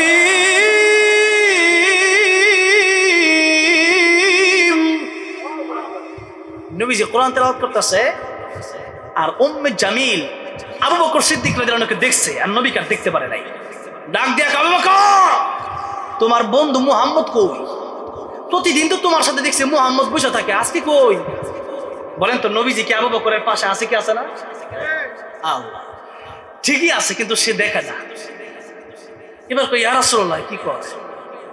আবু বকর কই, সে যেহেতু দেখে না তাহলে আমি বলার দরকার আছে নবী এখানে আছে? বলার দরকার নাই। আবু বকর, তোমার বন্ধু মুহাম্মদ আজকে পাইছি না, থাকলে দেখাই দিতাম। আরেকদিন খালি পাই আলু, সেদিন দেখাবো মজাটা। এভাবে সে ধমক দিচ্ছে। আবু বকরকে বলতেছে যে মুহাম্মদ আজকে পাইলাম না। নবী কিন্তু আবু বকরের পাশেই বসা, কোরআন তেলাওয়াত করতেছে। আবু বকর রাদিয়াল্লাহু আনহু কই, ইয়া আল্লাহ, আমার নবীর আমি দেখতেছি আমার পাশে বসা, নবীজি কোরআন তেলাওয়াত করতেছে, ওই কোরআন তেলাওয়াত আমি শুনতেছি, ও তো কোরআন তেলাওয়াত শুনে নবীর ও দেখেও না, এটা আমার কুদরত ছাড়া কিছু না। আবু বকর কে, ইয়া রাসূলুল্লাহ, সে কি আপনার দেখে নাই? চলে গেছে সে। এবার জিজ্ঞেস, ইয়া রাসূল, সে কি আপনার দেখে নাই? নবী বলেন, আবু বকর, আল্লাহ রাব্বুল আলামিন কোরআন শরীফে আগে জানাইয়া দিয়েছেন, ওয়া ইযা ক্বরাতাল কুরআন জাআলনা বাইনাকা ওয়া বাইনাল্লাযীনা। আল্লাহ রাব্বুল আলামিন বলেন, ও নবীজি, আপনি যখন কোরআন তেলাওয়াত করেন, কাফেরদের আর আপনার মাঝে আমি আল্লাহ একটা পর্দা ফেলে দিই, হিজাবাম মাসতুরা, পর্দা ফেলে দিই। আমি কোরআন তেলাওয়াত যখন করতেছিলাম তখন সে আমার আর দেখতে পারে নাই। যেরকম সুবহানাল্লাহ। তাহলে দেখেন, এই কথাটা আমি মাঝখানে কেন বললাম? ওয়াজ না বুঝলে আপনারা পুরোটা না শুনলে কিচ্ছু বুঝবেন না। পুরোটা শুনলে আপনারা বুঝবেন কোন জায়গা থেকে কোন জায়গায় গেছিলাম, এটা লাস্টে বুঝবেন। তাই দেখেন, একদিকে জাকারিয়া আলাইহিস সালাম, ওনাকে যখন ইহুদিরা আসছে মারার জন্য উনি দৌড় দিলেন, আর অপরদিকে আমাদের নবী, তিনাকে যখন এইটাই বোঝানোর উদ্দেশ্য, উম্মে জামিল আসছে পাথর নিয়ে মারার জন্য, নবী কি দৌড় দিছে? নবী বসে আছে, এরপর সে নবীকে দেখতে পারে না। তাহলে সেই পর্দাটা জাকারিয়া আলাইহিস সালামের ক্ষেত্রে আল্লাহ ফালাইতে পারতেন কি পারতেন না? কিন্তু এরপরেও যখন জাকারিয়া আলাইহিস সালাম দৌড় দিছে, তখন জাকারিয়া আলাইহিস সালাম একটা গাছের ভিতরে প্রবেশ করলেন। আর সেই গাছের ভিতরে প্রবেশ করলেও পরে শয়তান ইহুদিদেরকে বলে দিল, জাকারিয়া আলাইহিস সালাম এই গাছের ভিতরে আছে, তোমরা এই গাছটা কাটো। ইহুদিরা কয়, মানুষ আবার গাছে ঢুকে কেমনে? শয়তান কই দেখো ওই যে তার পাঞ্জাবির যে কাপড়টা একটু বের হয়ে আছে, কয়টা কোন কাপড় হইতে পারে, গাছের ভিতর মানুষ ঢুকে কেমনে? তারা তখনও বিশ্বাস করতে পারে না। এবার শয়তান বলছে আমার বাইন্দা রাখো এক গাছের সাথে, আর তারে জাকির আলাইহিস সালামকে তোমরা এখানে কাটো, যদি জাকির আলাইহিস সালামকে ভিতরে না পাওয়া যায় তোমরা আমার মেরালো। চিন্তা করেন শয়তান, সে আবার দেখছে এখানে ঢুকছে। এবার শয়তানের কথা অনুযায়ী করাত দিয়া গাছটাকে দ্বিখণ্ডিত করা হলো। জাকারিয়া আলাইহিস সালাম দুইটা বাঘ হয়ে, তাহলে তিনি বাঁচতে চাইছে। আল্লাহ কয় আজকে আপনাকে আমি আর বাঁচতে দিব না, আজকে আপনার মরণ হয়ে যাবে। এটা আল্লাহ এইভাবে লিখে রাখছেন। জাকারিয়া আলাইহিস সালামের মরণ হয়ে গেল। তাহলে বলেন আমরা বাঁচতে চাইলে কি বাঁচতে পারবো? আবার উপর দিকে দেখেন ইউনূস আলাইহিস সালাম চারটা অন্ধকারের ভিতরে যখন নাকি পানির ভিতরে চলে গেলেন, একটা মাছে ইউনূস আলাইহিস সালামকে গিলে ফেলছে, সেই মাছকে আরেকটা মাছ গিলা লাগছে। যেরকম সুবহানাল্লাহ। আল্লাহ রাব্বুল আলামিন মাছ রে তোর ভিতরে খাবারের জায়গা থাকবে এক জায়গায়, আর আমার ইউনূস সুন্দরভাবে থাকবে আরেক জায়গায়। আমার ইউনূসের যেন কোনো ডিস্টার্ব না হয়। ইউনূস আলাইহিস সালাম কি একটা মাছ খাইছে, চারটা অন্ধকার। একটা হলো রাতের অন্ধকার, আরেকটা হইলো আমি সব কমু পরে এগুলা অজর মাঝখানে পারবো না। আল্লাহ রাব্বুল আলামিন যখন দেখলেন ইউনূস আলাইহিস সালাম সেই মাছের পেটে গেলেন, মাছকে সাবধান করে দিলেন। এক হইল রাতের অন্ধকার, আরেকটা হলো সাগরের তলদেশে সাগরের অন্ধকার, আরেকটা হলো যেই মাছ তারা খাইছে ওই মাছের অন্ধকার, আরেকটা হলো সেই মাছ আরেক মাছের খাইছে ওই মাছের অন্ধকার। কয়টা অন্ধকার হইলো? এই চারটা অন্ধকারের ভিতরে ইউনূস আলাইহিস সালাম বেঁচে আছেন। 40 দিন পর্যন্ত সেখানে তিনি রইলেন, কোন ক্ষতি ইউনূস আলাইহিস সালামের হইল না। এবার নবী যেখানে যায় ফেরেশতাও সেখানে যায়, এটাই হলো আল্লাহ রাব্বুল আলামিন এমন সিস্টেম করে দিয়েছেন। ইউসুফ আলাইহিস সালাম তিনি যখন জেলখানায় গেছে তখন জিবরাইল আলাইহিস সালাম ইউসুফ আলাইহিস সালামের সাথে, ইউসুফ আলাইহিস সালাম ডেকে বলে জিবরাইল আমি জেলখানায় আসছি, তো অপবিত্র জায়গা, আপনি এখানে কেন আসলেন? আপনি তো পবিত্র। জিবরাইল ডেকে বলেন ও পয়গম্বর, জেলখানা অপবিত্র হইলেও আপনাকে যেহেতু জেলখানায় আনা হয়েছে, এই জেলখানার অপবিত্র না, এই জেলখানা পবিত্র হয়ে গেছে। তাহলে আপনি আসছেন, আপনাকে তো জুলুম করে নিয়ে আসা হয়েছে, অপবিত্র জায়গা হোক তাতে কি হয়েছে, আপনার সাথে আমি আসি। তো যেখানে ইউনূস আলাইহিস সালাম সেখানে ফেরেশতা। ইউনূস আলাইহিস সালাম মাছের পেটে যখন চলে গেলেন, সাগরের তলদেশে শুনতে পাচ্ছেন কিসের আওয়াজ যেন হয়, গুনগুন করে কে যেন আওয়াজ করে। এবার জিজ্ঞাসা করলেন ফেরেশতা সাগরের তলদেশে গুনগুন করে কে আওয়াজ করে, কারা আওয়াজ করে? ফেরেশতা ডেকে বলেন ও পয়গম্বর, এই সাগরের তলদেশে যত প্রাণী আছে তারা আল্লাহ রাব্বুল আলামিনের জিকির করে। ইউনূস আলাইহিস সালাম বলতেছেন এই প্রাণীগুলি যদি আল্লাহর নামের জিকির করে তারা শান্তি পায়। আমিও জিকির শুরু করে দিলাম, লা ইলাহা ইল্লা আনতা সুবহানাকা ইন্নী কুনতু মিনাজ জালিমিন।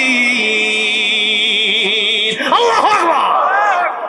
আল্লাহ রাব্বুল আলামিন মাছকে অর্ডার করলেন, মাছ রে আমি আল্লাহর নাম যেহেতু নিয়ে নিছে, আমি আল্লাহর কাছে যেহেতু মুক্তি চায় ফেলছে, ও মাছ তাড়াতাড়ি সাগরের পাড়ে গিয়া বমি করো। যেই মাত্র মাছ বমি করছে, ইউনূস আলাইহিস সালাম আগের মতোই সুন্দরভাবে আবার বের হয়ে গেলেন, মাছের পেটের ভিতরে গেলেন। ওই মাছকে আরেক মাছ খাইছে, সাগরের তলদেশে গেলেন। আবার রাতের অন্ধকার, এই চারটা অন্ধকারের ভিতরে আপনারা কি মনে করেন একজন মানুষ বেঁচে থাকতে পারে? আমার আল্লাহ রাব্বুল আলামিন ইচ্ছা করেছেন ইউনূস আলাইহিস সালামকে বাঁচিয়ে রাখবেন, সেই জন্য ইউনূস আলাইহিস সালাম মাছের পেটের ভিতরে গেলেন। মাছের পেটের ভিতরে বেঁচে থাকা সম্ভব না, কিন্তু আমার আল্লাহ রাব্বুল আলামিন সেখানে বাঁচিয়ে দিলেন।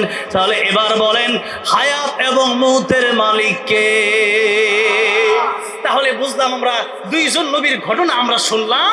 এক নবী হলেন জাকারিয়া আলাইহিস সালাম, আরেক নবী হলেন ইউনূস আলাইহিস সালাম। আরেকটু কি সামনে যাব? হ্যাঁ, ইব্রাহিম আলাইহিস সালাম। থাক, আজকে আর ওই নবীর ঘটনা কমো না, কারণ দেরি হয়ে যাব। দরকার কি, একটা বেঁচে গেছে, বলছিলাম খিদা বেশি না থাকলে আবার পেট মানে বেশি বড় থাকলে আবার মজা লাগবে না, সেই জন্য আসেন আজকে ইব্রাহিম আলাইহিস সালামের কথাটা বাদ দিলাম। এরকম যদি এক নবীর কথা কইতে থাকি তো সারা শেষ হবে নাকি? আল্লাহু আকবার। নবীদের ঘটনা যখন পড়ি, যখন মোতালা করি, তখন দেখি আরে কি আশ্চর্য ঘটনা আল্লাহর পৃথিবীতে ঘটাইছেন। আমার ভাইরা, আমার বাবাজিরা, তাহলে বলেন মৌত এবং হায়াত কার হাতে? আল্লাহর হাতে। এবার বলেন তো, আমি আর আপনি যে দুনিয়ার জন্য এত পাগল হয়েছি, আল্লাহ যদি এখন রুহুটা টান দেয়, এই মুহূর্তে যদি আল্লাহকে রুহু বের হয়ে আয়, তাহলে বলেন তো কোন দল আমার আপনার টানবে?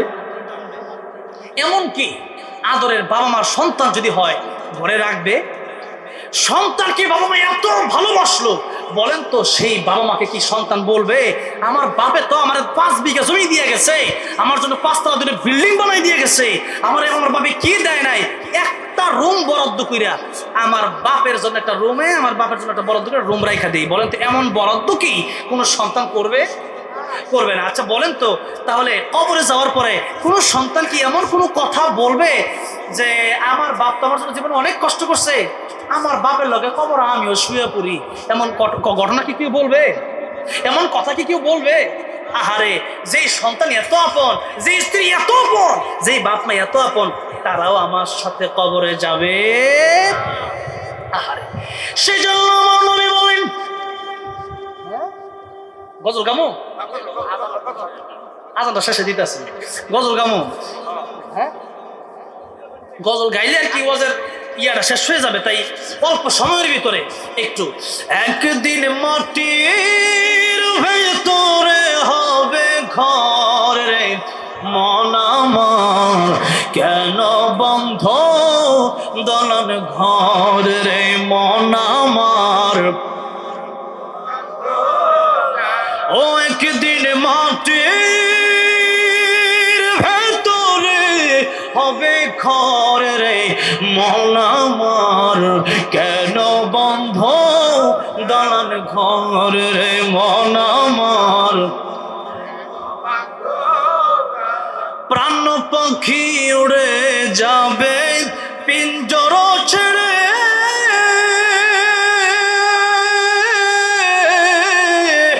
ধরো তুমি সবই রবে তুমি যাবে চলে, প্রাণ পাখি উড়ে যাবে পিঞ্জর ছেড়ে,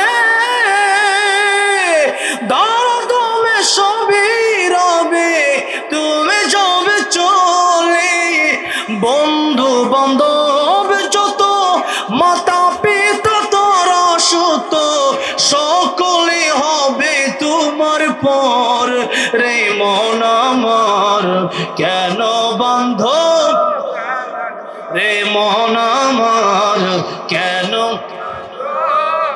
ও একদিন মাটির ভেতরে হবে ঘর রে মন আমার, কেন বন্ধ। আল্লাহু আকবার, কি সুন্দর সবাই গাইতেছে, আলহামদুলিল্লাহ বলে। এমন একটা স্টেজ যদি প্রতিদিন পাইতাম, আরে বছরে এমন 1-2 দিন পাওয়া যায়, এ আল্লাহ হুজুরে এনে আছে,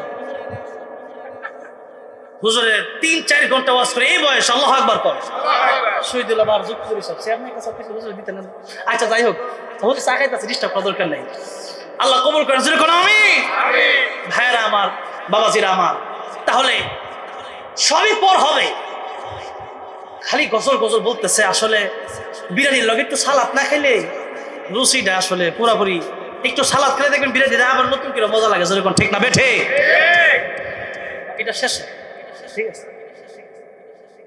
আল্লাহ আল্লামা সাইদি মারনে ও মদিনার মাটিরে আরো আসছে আজানের খবর, আল্লাহু আকবার, মদিনার সরে আজান, কত কিছু আসছে, দেখি ইনশাল্লাহ। একটা তো বাইচা গেছে, মোনাজাত করে দেখি, বলেন চলবো?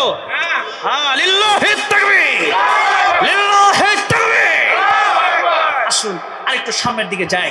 ভাই আমার নবী যে আমেরিকা পায় শুধু খুশি না, তার হ্যাঁ পুরো দুনিয়া লাগবে এমন মনে হয় মাঝে মাঝে তার কথায়। যেমন নরেন্দ্র মোদী, উনি ইন্ডিয়া পায় খালি খুশি না, মাঝে মধ্যে মনে হয় যে উনি বাংলাদেশটা ইন্ডিয়ার লোক মিলালাই তাহলে খুশি হয়। তাহলে কোন তো এরা পৃথিবীরা পাইয়াও খুশি নবীজি বলেন বনি আদম, এর যদি একটা মাঠ ভর্তি সোনা দেওয়া হয়, একটা মাঠ ভর্তি সোনা পায় আর সে খুশি হয় না, আরেকটা মাঠ সোনা যদি হইতো, 1 বিঘা জমির মালিক হইছে, হ্যাঁ কই আরেক বিঘা যদি ঢাকায় হইতো, গাজীপুর তো আছেই, ঢাকা যদি গুলশানে একটা মোটামুটি ভালো হইতো। আবার দেখবেন যাদের গুলশানে বাড়ি আছে, তুমি চিন্তা করে কানাডায় যদি একটা করে লাইতারি বাড়ি, আর কে ঠেকায় আমার, সেরকম ঠিক না ভাই? ঠিক, তাই লোভ শেষ হয়। আমার নবী ডেকে বলে, এরকম মান পড়তে শোনা কেন? তেমন পৃথিবীতে বনি আদম খুশি হবে না। তার মন ওই দিন ভরবে, তার পেট ওই দিন ভরবে যেদিন সে 3.5 হাত মাটির ঘরে যাবে। সেদিন বলবে আর কিছুদিন নাই, কই গাজীপুর, কই কোনা বাড়ি, কই 5 তলা, কই গাড়ি, কই বাড়ি, আরে কিছুদিন নাই। সেই দিন তার পেট ভরে যাবে, তার বলবে আর কিচ্ছু লাগবে না, আল্লাহ এই কবরটা যেন আমার শান্তি হয়ে যায়। আমাদের বলেন আমিন। আল কবরু রাউদাতুম মিন রিয়াদিল জান্নাহ আও হুফরাতুম মিন হুফারিন নার। নবীজি বলেন কবর কারো জন্য জান্নাতের বাগান হবে, কবর কারো জন্য জাহান্নামের গর্ত হয়ে যাবে। প্রশ্ন হবে মা রাব্বুকা ওয়া মা দীনুকা ওয়া মান হাযা রাজুল আল্লাযী বুইসা ফীকুম। এই 3 প্রশ্ন জবাব দিতে পারলে কবর জান্নাতের বাগান। আল্লাহর পরিচয় যদি দিতে পারেন, রবের পরিচয় যদি দিতে পারেন, আর সেই জায়গায় যদি দ্বীন ইসলামের পরিচয় যদি দিতে পারেন, আমার নবীর চাপ তারাই চিনবে যারা আমার নবীর পাগল ছিল। যারা আমার কি কার পাগল ছিল? নবীর পাগল ছিল। যারা নবীর দিদার যদি নসিব হয়ে যায়, সে ব্যক্তির জন্য জাহান্নাম হারাম হয়ে যায়। সেই নবীকে আল্লাহ যেন আমাদেরকে একবার হইল স্বপ্নের যুগে দিদার নসিব করে দেন, বলেন আমিন। আমার নবী বলেন মান যারা কবরি ওয়াজাবাত লাহু শাফাআতি। যে ব্যক্তি আমার কবর জিয়ারত করবে, সে ব্যক্তির জন্য কিয়ামতের ময়দানে আমার সুপারিশ নসিব হয়ে যাবে। ইয়া রাসূলুল্লাহ ইয়া হাবিবাল্লাহ ইয়া রাসূলুল্লাহ পাই যদি নবী গো আপনার দিদার, পাই যদি নবী গো আপনার দিদার, মৌতের যন্ত্রণা থাকবে না আমার। পাই যদি নবী গো আপনার দিদার, মরণের যন্ত্রণা থাকিবে না আমার। দয়া যে করিয়া দিয়েন গো দিদার, দয়া যে করিয়া দিয়েন গো দিদার। ইয়া রাসূলুল্লাহ আরে জোরে জোরে ইয়া রাসূলুল্লাহ। মন করে না কি রাশিয়া সওয়াল করবেন বসায়া, মন করে না কি রাশিয়া দিও গো নবীজি পর্দা উঠাইয়া, দিও গো নবীজি পর্দা উঠাইয়া, দেখিব তোমায় নয়ন ভরিয়া, দেখিব তোমায়।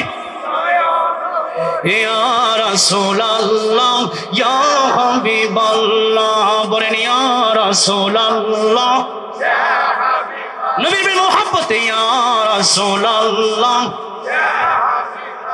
ইয়া রাসূলুল্লাহ। আমার ভাইরা, আমার বাবাজি, আমার নবী ডেকে বলছেন পৃথিবীর মানুষ, কবর যদি শোয়া দেওয়া হবে, এই সম্পত্তি তোমার সাথে আসবে না, বাড়ি গাড়ি তোমার সাথে আসবে না, আমি নবী কিন্তু তোমার সাথে থাকবো। সুবহানাল্লাহ জোরে বলে। এই বাড়ি গাড়ি তোমার সাথে আসবে না। তাহলে 1 নম্বর ভাই হলো তোমার সম্পদ। এবার নবী বলেন তোমার 2 নম্বর ভাই হলো তোমার আত্মীয় স্বজন। 2 নম্বর ভাইয়ের নাম কি?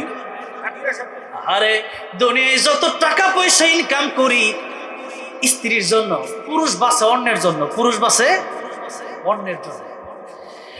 এই পুরুষ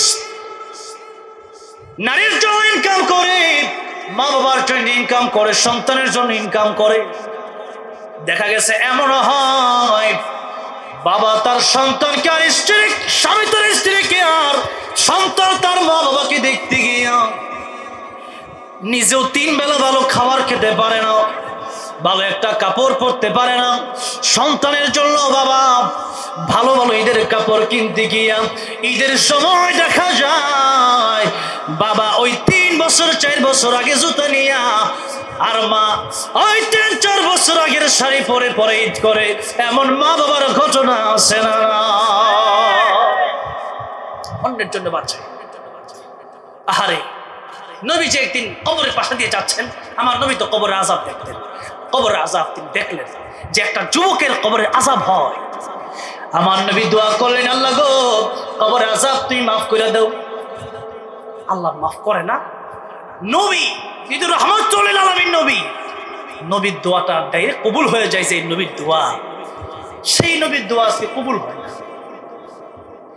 একবার 2 বার 3 বার কবরের আযাব মাফ হয় না।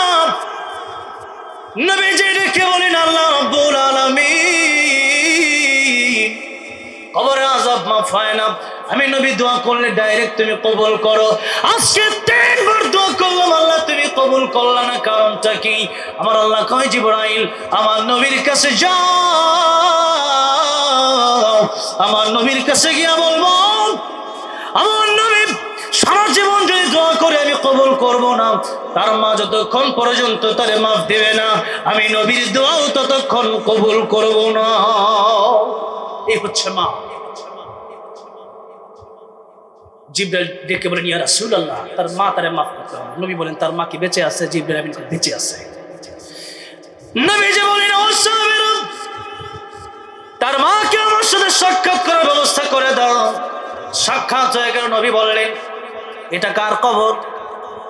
যুবকের মা ডেকে বললেন, ইয়া রাসূলুল্লাহ, আমার সন্তানের কবর। নবী ডেকে বলেন, ও যুবকের মা, এই কবরে আযাব হয়।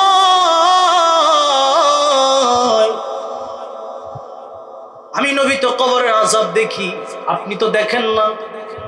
মহিলা, এটা কি তোমার সন্তান? আসলেই বলে, হ্যাঁ। আমার নবী তো রহমতের নবী, আমার নবী সইতে পারেন না।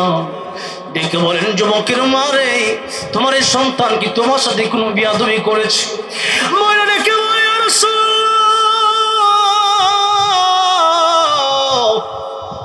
এই সন্তানটা স্ত্রীর পক্ষ নিতে গিয়ে একদিন আমাকে আঘাত করেছিল। সে আঘাত এখনো পর্যন্ত আমি বলি নাই গো নবী। ইয়া রাসূলুল্লাহ, ইয়া হাবিবাল্লাহ, তার কবরে আযাব হইলে হোক, আমি তারে মাফ করব না। আমার নবী কয়, যুবকের ভাই, তুমি তো কবরে আযাব দেখো না, তোমার সন্তানের কবরে আযাব দেখলে মনে হয় তুমি সইতে পারবা না। আমার নবী তার উম্মতের জন্য কত মায়া রে।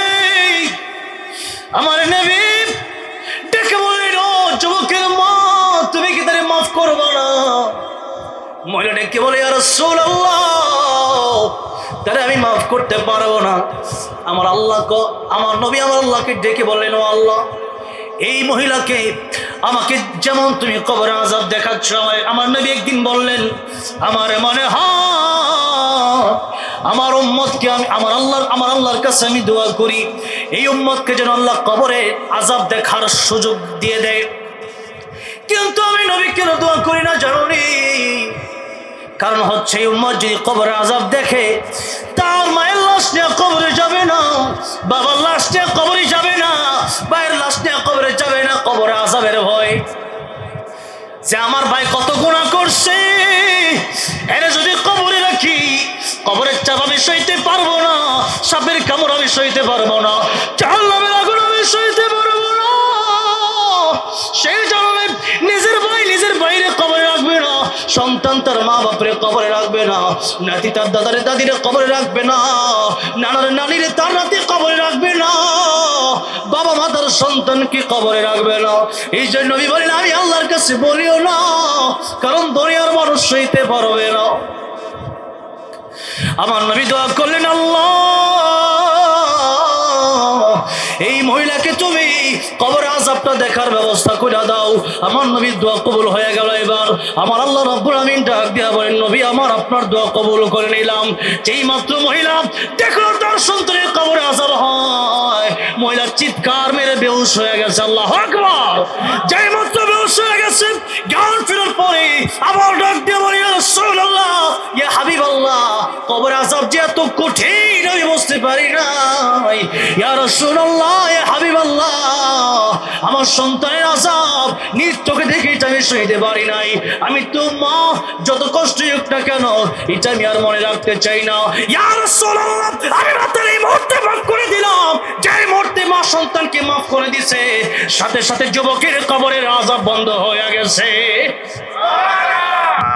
আমার ভাইরা, আমার বাবাজিরা, সেই জন্য মার বাবার সাথে যদি বেয়াদবি করে থাকেন, মার বাবার কাছে মাফ নিতে হবে। সেই মাফ আল্লাহ করবে না, সেই মাফ রাসূল করবে না। আমার ভাইরা, আমার বাবাজিরা, মার বাবার সাথে যদি কেউ বেয়াদবি করে থাকেন, মাফ চাইতে হবে। মার বাবার কাছে রাজি আছেন না নাই? আমার ভাইরা, আমার বাবাজিরা, মা আর বাবার মর্যাদা কত বেশি একটু কি বলবো, 1-2 মিনিট। মা আর বাবা, আমার নবী ডাক দিয়ে বলেন, ও সাবিরা, মার বাবার দিকে যদি একবার তাকাও, একবার তাকানোর কারণে একটা কবুল হজের সওয়াব আল্লাহ দিয়ে দিবে। আচ্ছা এবার বলেন তো, হজ করা কি সহজ না কঠিন? টাকা পয়সা দরকার আছে, 8-10 লাখ টাকা লাগে। এরপরে যাইতে হয়, পাসপোর্ট করতে হয়, ভিসা করতে হয়, লং জার্নি কইরা বিমান দিয়ে যাইতে হয়।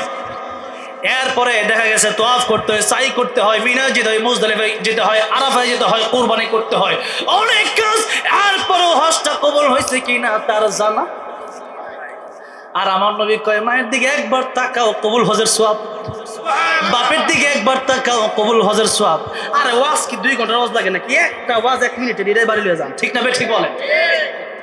এই জন্য কবিও বলেছেন, একটি হজের সওয়াবে মিলে মাকে একবার দেখিলে, মা কেন এত দামি জানে না সকলে, মা কেন এত দামি, বলেন না, মা কেন এত দামি জানে না সকলে, মা কেন জানে না সকলে।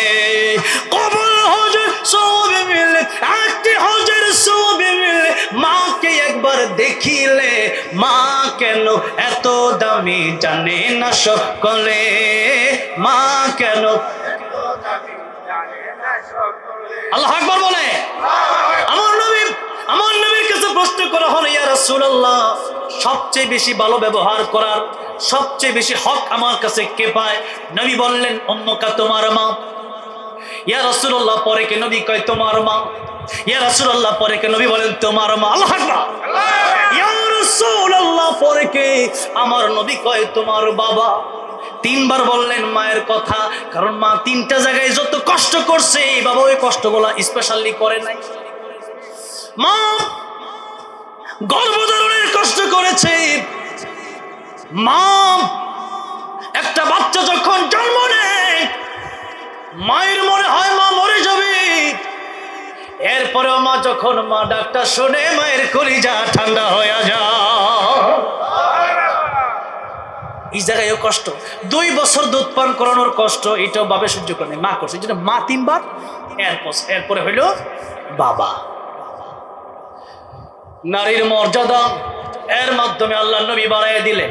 ওই সময় নারীর মর্যাদা এমন ছিল, আল্লাহ কোরআন শরীফের নাহালে বলেছেন, তখন এই নারীরা যখন জন্ম নিত, তখন এই কন্যা সন্তানগুলোকে মাটি পুঁতে তাদেরকে দাফন করা হতো। কেউ আগুনে পড়তো, আর তারা মুখ কালো করে ফেলত। ওয়াইদা বুশরা আহাদুম বিল উনসা দাল্লা ওয়াজহুহু মুসওয়াদ্দা ওয়া হুয়া কাযীম। আল্লাহ বলছেন, যখন তাদেরকে কন্যা সন্তানের সুসংবাদ দেওয়া হইতো, তখন তারা মুখ কালো করে ফেলত, মনক্ষুণ্ণ হইতো যে আমার মেয়ে সন্তান হয়েছে। এরকম একটা সমাজ ছিল। আজকে নারীবাদীরা বলে নারীদেরকে ইসলাম ঠকাইছে। কেন? কয় যে ছেলেদেরকে 2 ভাগ দিছে, নারী 1 ভাগ পাইছে, ঠকাইছে। তাহলে আমি আপনাদেরকে জিজ্ঞাসা করতে চাই, ও নারীবাদীরা, হিন্দুদের যখন মেয়ে হয় তাদেরকে কি সম্পদের ভাগ দেওয়া হয়? বিয়ার সময় স্বর্ণ গয়না বেশি দিয়া সালাম আলী দিয়ে বিদায়, যেরকম ঠিক না বেটি? আর ইসলাম যে এক ভাগ দিছে, এটা শুকরিয়া আদায় করা দরকার না? এখন আরেকটা কথা আছে, আরে নারীদেরকে নিয়ে আওয়াজ করলে, আমি পরশুদিন আমার ওয়াজের সাবজেক্ট ছিল ঢাকা খিলক্ষেত একটা মাদ্রাসায়, দিনের বেলা মাহফিল ছিল, সেখানে সাবজেক্ট ছিল ইসলামে নারীদের মর্যাদা ও অধিকার। যিনি আলোচনা করলে বুঝতেন যে নারীদেরকে আল্লাহ কি সম্মান দিয়েছে। যেই নারীকে তারা মানুষই মনে করতো না, সেই নবী জাইসা বলেন আল জান্নাতু তাহতা আকদামিল উম্মাহাত, মায়ের পায়ের নিচে জান্নাত। আর মায়ের হক তিনবার বলে এই নারীর মর্যাদা আল্লাহ নবী ইসলাম বাড়ায় দিচ্ছে। সুবহানাল্লাহ। একটা দৃষ্টান্ত দেই, 1:17 বেজে গেছে, ওয়াজ শেষ হবে 1:30টায়, এরপরে গজল, এরপরে আরো বিভিন্ন কিছু বাকি আছে এরপরে। কারণ এত ভালো লাগতেছে ওয়াজ করে, আর স্টেজে এমন শ্রোতা পাইছি আজকে আমার জীবনে এমন শ্রোতা পাই না। আল্লাহু আকবার। এমন শ্রোতা স্টেজে প্রথম পাইছি। এমন শ্রোতা স্টেজে থাকলে কি এর 1 ঘন্টা ওয়াজ করতাম। ওয়াজ করবো সারা রাত ইনশাল্লাহ। কি কর, যদি আল্লাহ তৌফিক দেয়। তো এখন আসেন, হ্যাঁ গজল তো গাইলামই মোটামুটি 10-12টা, আরো গাবো ইনশাল্লাহ। এবার দেখেন নারীদের কথা আরেকদিন বলবো, ইনশাল্লাহ শুধু এতটুকু মনে রাখেন, একজন সন্তান তার বাবার কাছ থেকে পাইলেও পরবর্তী তার দায়িত্ব অনেক। আর একজন নারী তার বাপের কাছ থেকেও পায়, তার ভাইয়ের কাছ থেকেও পায়, তার স্বামীর কাছ থেকেও পায়, তার সন্তানের কাছ থেকেও পায়। তাহলে নারীদেরকে ইসলাম 3 গুণ বেশি দিছে। যেরকম সুবহানাল্লাহ। আরেকটা এক্সাম্পল দিই, মনে করেন 2 জন সন্তান, একজন বাবা, এক সন্তানের বয়স 20 বছর, আরেকটার বয়স 8 বছর, দুইটারে বাজারে পাঠাইছে। ছোট দিছে 100 টাকা, আর বড় জন দিচ্ছে 1000 টাকা। বড়টারে কইছে যে এই 1000 টাকা দিলাম, মাছ আনবি, মুরগি আনবি, গরু আনবি। একটা গরু বস্তু কিনলে 1000 লাগবে, বললো আর 1000, 2000 দিলাম। এখন তারে 2000 দিল, আর ছোটটারে 100 দিল। বড়টা বাজার করতে গিয়া 2000 তো লাগছে, নিজের পকেটে রিক্সা ভাড়া দেওয়া লাগছে। আর ছোটটারে চকলেট, চিপস, আইসক্রিম কিনে দিচ্ছে। আর ওই যে ছোটটারে 100 টাকা দিয়েছিল, ওইটা পকেটে হয়ে আছে, ওইটার কোনো দরকার নাই, ওইটা এমনি ফ্রি। এখন কেউ যদি কয় বাপে তো যা লাগে মহা খারাপ, ওই কেন? বাপে তার 20 বছরের সন্তানকে 2000 টাকা দিয়ে বাজারে পাঠায়, আর এই 8 বছরের সন্তানটা 100 টাকা, এটা কেমন বাপ? এটা তো সন্তানের হক দেয় না। বলেন তো এটা কি জ্ঞানী না মূর্খ? তার তো বোঝার দরকার। এরা যে 2000 টাকা দিচ্ছে তো অনেক কাজ। আরে বিয়ার সময় সন্তান যখন বিয়ে করতে যাবে, এই সন্তানের দেনমোহর দেওয়া লাগবে না? দেওয়া লাগবে। নারীর কিন্তু দেওয়া লাগবে না, যৌতুক কিন্তু দেওয়া লাগবে না। এরপর যৌতুক চায়, আর আপনি যদি দেন তাহলে আর কি করা? হারাম তো হারাম। ভাইরা আমার, বাবাজিরা আমার, তাহলে এবার আসেন। আর শ্বশুর যদি খুশি হয়ে দেয় তাহলে নিয়ম যাবে। শ্বশুর যদি খুশি হয়ে দেয় তাহলে নিয়ম যাবে, তাহলে সমস্যা নাই। কিন্তু আপনি বলতে পারিবেন না যে আমাকে একটা মোটর সাইকেল না দিলে আমি কিন্তু বিবাহ করিব না। বলতে পারেন এই কথা? পারেন, আপনি দিবেন। আবার আল্লাহ কোরআন শরীফে বলেছেন, যেখানে এই দেনমোহরের কথা বলেছেন সেখানে বলছে স্ত্রীও যদি খুশি হয়ে দেয় সেটাও তুমি খুশি মনে নিতে পারো। যেরকম এর মানে এমন না যে 2 লাখ টাকার বান্ডিল রাখা আপনি কইলেন যে আমি একদিকে টাকা, একদিকে তুমি কাকে চাও। তখন স্ত্রী যদি কয় না আমি তোমার এসে, তাহলে এটা আবার জুলুম হয়ে যায়। স্ত্রী যদি কয় না আমার জামাইটা মোটামুটি টাকা পয়সা দরকার, অভাবে আছে, আমার তো দেনমোহর তুমি দিছ 10 লাখ টাকা, আমি তোমার খুশি হয়ে 2 লাখ টাকা দিলাম, খাইও নিতে পারবেন, সমস্যা নেই। কিন্তু ভাইয়ার আমার, বাবাজি আমার, জোর করে চাওয়া যাবে না। তাই সন্তানের অনেক কাজ। এরপরে ইসলাম বলে একটা সন্তান যখন বালেগ হয়ে যায় বাবার দায়িত্ব তার উপর থেকে শেষ। আরেকটা মেয়ে যদি হয়, এই মেয়ে যতদিন পর্যন্ত বিয়ে না হচ্ছে ততদিন পর্যন্ত বাবার দায়িত্ব। আর যদি বাবা কোনো কারণে মা জোর থাকে তাহলে ভাইয়ের দায়িত্ব। এরপরে স্বামীর কাছে গেল স্বামীর দায়িত্ব। এখন সন্তান হয়েছে, সন্তানের দায়িত্ব তার মানে তার কোনো কষ্টই নাই। আল্লাহ বলেন কারো না কারো মাধ্যমে তাকে চালাচ্ছেন। যেই একবার পাইছে ওইটা তো বোনাস। যেরকম ঠিক না বে ঠিক? এই জন্য আর যাদের বোন আছে বা যার মেয়ে সন্তান আছে এদেরকে যে 1 ভাগটা দিতে বলছে, ওইটাও যদি না দেন তাহলে আবার আপনি কিয়ামতের মধ্যে আপনার জবাব দেওয়া লাগবে। ভাইয়েরা আমার, বাবাজিরা আমার, আসুন, মা বাবার কথা বলছিলাম, নারীদের মর্যাদার কথা বললাম, অনেক আলোচনা। এবার আসেন সামনের দিকে যাই। নবীজি বলতেছেন তোমার এই যে মা বাবা এত আপন, তোমার স্ত্রী এত আপন, এই আপনটা কিন্তু তোমার সাথে কবরে যাবে। এবার নবীজি বলেন, শেষ কথা, নবীজি বলেন ও দুনিয়ার মানুষেরা, মৃত্যু তোমাদের হবে। আল্লাহ যেহেতু তোমাদের জন্য মৃত্যুকে অবধারিত করে রেখেছেন, কুল্লু নাফসিন যায়িকাতুল মাউত, মৃত্যু যেহেতু সবার গ্রহণ করতেই হবে, সেজন্য কবর যেহেতু যেতে হবে, ওই কবরে তোমার একটা ভাই হলো তোমার সম্পদ। কবরে যাবেন, এই সম্পদ নিয়ে কারাকারি শুরু হয়ে যাবে। কথা বোঝেন নাই? সম্পদ নিয়ে কারাকারি শুরু হয়ে যাবে। আমি এমনও দেখছি যে লাশের বাবা মারা গেছে, লাশের আঙ্গুলের ছাপটা পর্যন্ত সে নেওয়ার লাগে পাগল হয়ে গেছে। বাবা মারা গেছে, আমার এলাকার ঘটনা, দাফন দেব কি, কেনা জমি কেমনে নিব সিস্টেম করে তাড়াতাড়ি এটার লাগিয়া পাগল হয়ে গেছে। এত চোখে পানি নেই। আরে আপনার বাপ যখন সম্পত্তিটা কিনছিল, নিজে না খাইয়া মিষ্টি খাইতে মন চাইছিল, স্যাপ ফালাইয়া দিছে, কয় না খাইলাম না, কিছে ময়লা ফালাই দিছে। আপনি বাপে এত কষ্ট করে সম্পত্তি জোগাড় করছে, আর আপনি বাপের সুন্দরকে দাফন না দিয়া, আপনি কোরআন শরীফ না পড়াইয়া, বাপের জন্য নামাজ পড়া দোয়া না কইরা আপনি বলতেছেন যে জমি জামা নিয়ে পাগল হয়ে গেছেন। আপনার বাপে যে কামাই করছে কষ্ট হয় না? তাহলে দাফন করার সময় একটু মনে হইলো না? মনে করেন কারো বাপের যদি 5 কাঠাই থাকতো, ওই 5 কাঠা কিনতে জান না, দেন কয় টাকা লাগে? সারা জীবন ওয়াশ করে 1 কাঠা জমি কিনতে নেই এখন পর্যন্ত। আপনার কি মনে করেন? তাইলে আপনার এই যে জমি জামা কিনতে গেলে দেখা যায় এটা কোটি কোটি টাকার হিসাব হিসাব। ভালো একটা জায়গায়, বিশেষ করে এই এলাকা জমি কিনতে তো আগুন। তাহলে এলাকা যদি মনে করেন কারো বাপ মারা যায়, এতটুকু চিন্তা করতে পারে যে আমার বাপে খায় না খায় আমার লাগে ফিরে গেছে, আমি তো আমার বাপের জন্য নামাজ পড়ে দোয়া করি, কান্নাকাটি করি, ছেলের সঙ্গে দোয়া করলে, মেয়েরা দোয়া করলে আল্লাহ আমার দোয়ার কারণে হয়তো আমার বাপকে জান্নাতুল ফেরদৌস দিয়ে দিবে। সুবহানাল্লাহ। সেটা না কইরা মারামারি শুরু হয়ে যায়। কখন জায়গা পাবে? কেন এত মারামারি কেন? আপনার বাবা যেমন চলে গেছে, আপনারও যাওয়া লাগবে। তাই আমার নবী যে বলছেন, সম্পদ তোমার সাথে যাবে না, সম্পদ আরেকজন নিয়ে নিবে, ওয়ারিস নিয়ে নিবে। দামি জিনিস যদি থাকে, যেমন আমার হাতে হইলো আইফোন 17 প্রো ম্যাক্স, বুঝেন তো, মইরা গেলে এই মোবাইলটা নেওয়ার লাগে কিন্তু কারাকারির লোক অভাব নাই। আহারে গড়ি একটা আছে, এটা আগে খুললা লয়ে যাবো, আহারে এত দামি গড়ি লয়ে যাই, আমার গড়ি আবার মাইছে হাদিয়া দেয় তো, আমার এত দামি দামি গড়ি দেয়। এখন চিন্তা করবো যে খালি খুললা ফকড়া বিড়ালে পরে জানা যখন এই হইল দুনিয়া। আংটি যদি থাকে দামি আংটি নিয়ে নিবে। আমার নবী বলেন এই সম্পদগুলো নিয়ে নিবে। তো আমার নবী বলেন তোমার কবরে তোমার সন্তান, তোমার স্ত্রী বা তোমার স্বামী বা তোমার বাবা মা তোমার সাথে কবরে আসবে না। তোমার কবরে এই 2 জন ভাই, আরেকটা ভাইয়ের নাম হইল নেকামল। আরেকটা ভাইয়ের নাম কি? আরেকটা ভাইয়ের নাম হলো নেকামল। আরেকটা ভাইয়ের নাম হলো আল্লাহর হুকুম। আরেকটা ভাইয়ের নাম হলো কোরআন। আরেকটা ভাইয়ের নাম হলো আমার নবীর তরিকা, আমার নবীর সুন্নাত। আরেকটা ভাইয়ের নাম হলো কোরআন শরীফ। আরেকটা ভাইয়ের নাম হলো নামাজ। আরেকটা ভাইয়ের নাম হলো রোজা। যত আমল আছে নেক আমল, মানুষ মরে যাবে কিন্তু তার নেক আমল গুলা বেঁচে থাকবে। ঠিক না? ঠিক বলে। हम सब मुसाफिर है, वही आखिर ठिकाना, कोई आगे रवाना है, कोई पीछे रवाना। আসার সিরিয়াল আছে, দাদা বাবা নাতি যাওয়ার কোন সিরিয়াল আছে? সিরিয়াল নাই। এই কোনাবাড়ি যদিও আমি আসছি এত কাছে, থাকার জন্য আসি নাই, আবার চলে যেতে হবে আমার গন্তব্যে। ঠিক তেমনি ভাবে দুনিয়া যারা আসছি থাকার জন্য আসি নাই।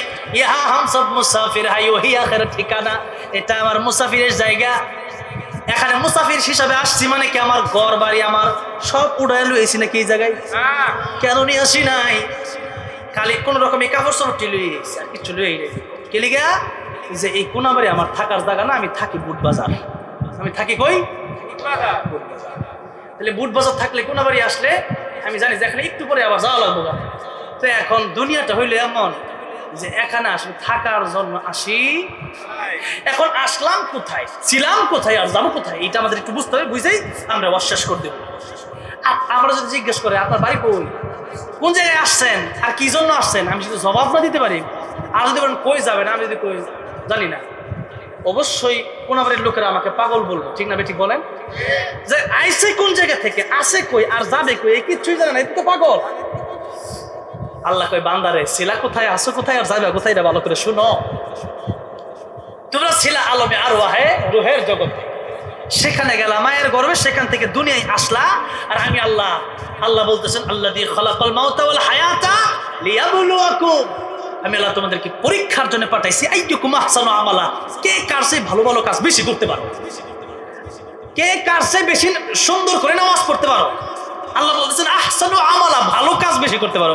আল্লাহ বলেন আকতার আমালা, বেশি বেশি নামাজ পড়ো। আল্লাহ এটা বলেন, আল্লাহ বলছে বেশ ভালো ভালো আমল কে বেশি করতে পারে, ভালো আমল কে করতে পারে। একটা সেজদা দিবেন, সেজদার মধ্যে গিয়ে মনে করবেন যে আমার আল্লাহর কুদরতি কদমটা আমার কপালের নিচে, আর আমার কপালটা আমি এই মুহূর্তে পৃথিবীর কেউ আমার সামনে নাই, কেবল আমার আল্লাহ আমার সামনে। ও আল্লাহ আমার তুমি মাফ করে দেও, দেখবেন শান্তি লাগবে। আর যদি উঠতে পারেন কি নামাজ পড়ছেন, খুশু নাই, যার কারণে এই নামাজে মজাও পাওয়া যায়। যার কারণে আমার নবী বলেছেন শেষ জামানায় মসজিদে হবে কিন্তু হেদায়েত থাকবে না, মসজিদ হবে দামি দামি মুসল্লি থাকবে না। আজকাল মসজিদ কম না বেশি? আমাদের এলাকায় দেখছি একটু এলাকার একটু পতাকা যদি কি কয় যায় আঙ্গ মসজিদ করছি আমরা, তোরা এত না তুমি করছ কেন? হ্যাঁ আমিও একটা করবো, হ্যাঁ একটা করে বইরিস, ঠিক না? ঠিক বলে, কিন্তু মুসল্লি নাই। আসলে খেজুর পাতার মসজিদে যদি হয়, এখনো সৌদি আরবের কিছু গ্রামের কিছু মসজিদ আমি দেখে আসছি, মদিনাতুল মুনাওয়ারায় এক জায়গায় গেলাম, সেখানে একবারে গ্রাম, সেখানে এখনো দেখছি খেজুর পাতার মসজিদ এখনো আছে, কিন্তু মুসল্লি আলহামদুলিল্লাহ অনেক। তো খেজুর পাতার মসজিদও যদি হয়, মুসল্লি যদি ঠিক থাকে তাহলে ঠিক আছে, আর যদি মসজিদ এক দামি হয়, মুসল্লি না থাকলে তাহলে লাভ নাই, ফায়দা নাই। ভাইরা আমার, বাবাজিরা, আমার নবীজি বলতেছে, ও পৃথিবীর মানুষেরা, আল কাইসু মান দারা নাফসু, নিজেকে চিনো, কই ছিলা, কই আসার, কই যাইবা, এটা খালি চিন্তা করো, তাহলে যে তুমি জ্ঞানী। ওয়ামিল আলিমা বাদাল মাউত, মৃত্যুর পরে কি হবে ওই আমলটা দুনিয়ায় করো, তবেই তুমি বুদ্ধিমান, তবেই তুমি জ্ঞানী, তাহলেই তুমি সফল কাম হবা। যদি পরকালে চিন্তা করে নেক আমল করো, ফামান যুহজিহা আনিন নার ওয়া উদখিলাল জান্নাতা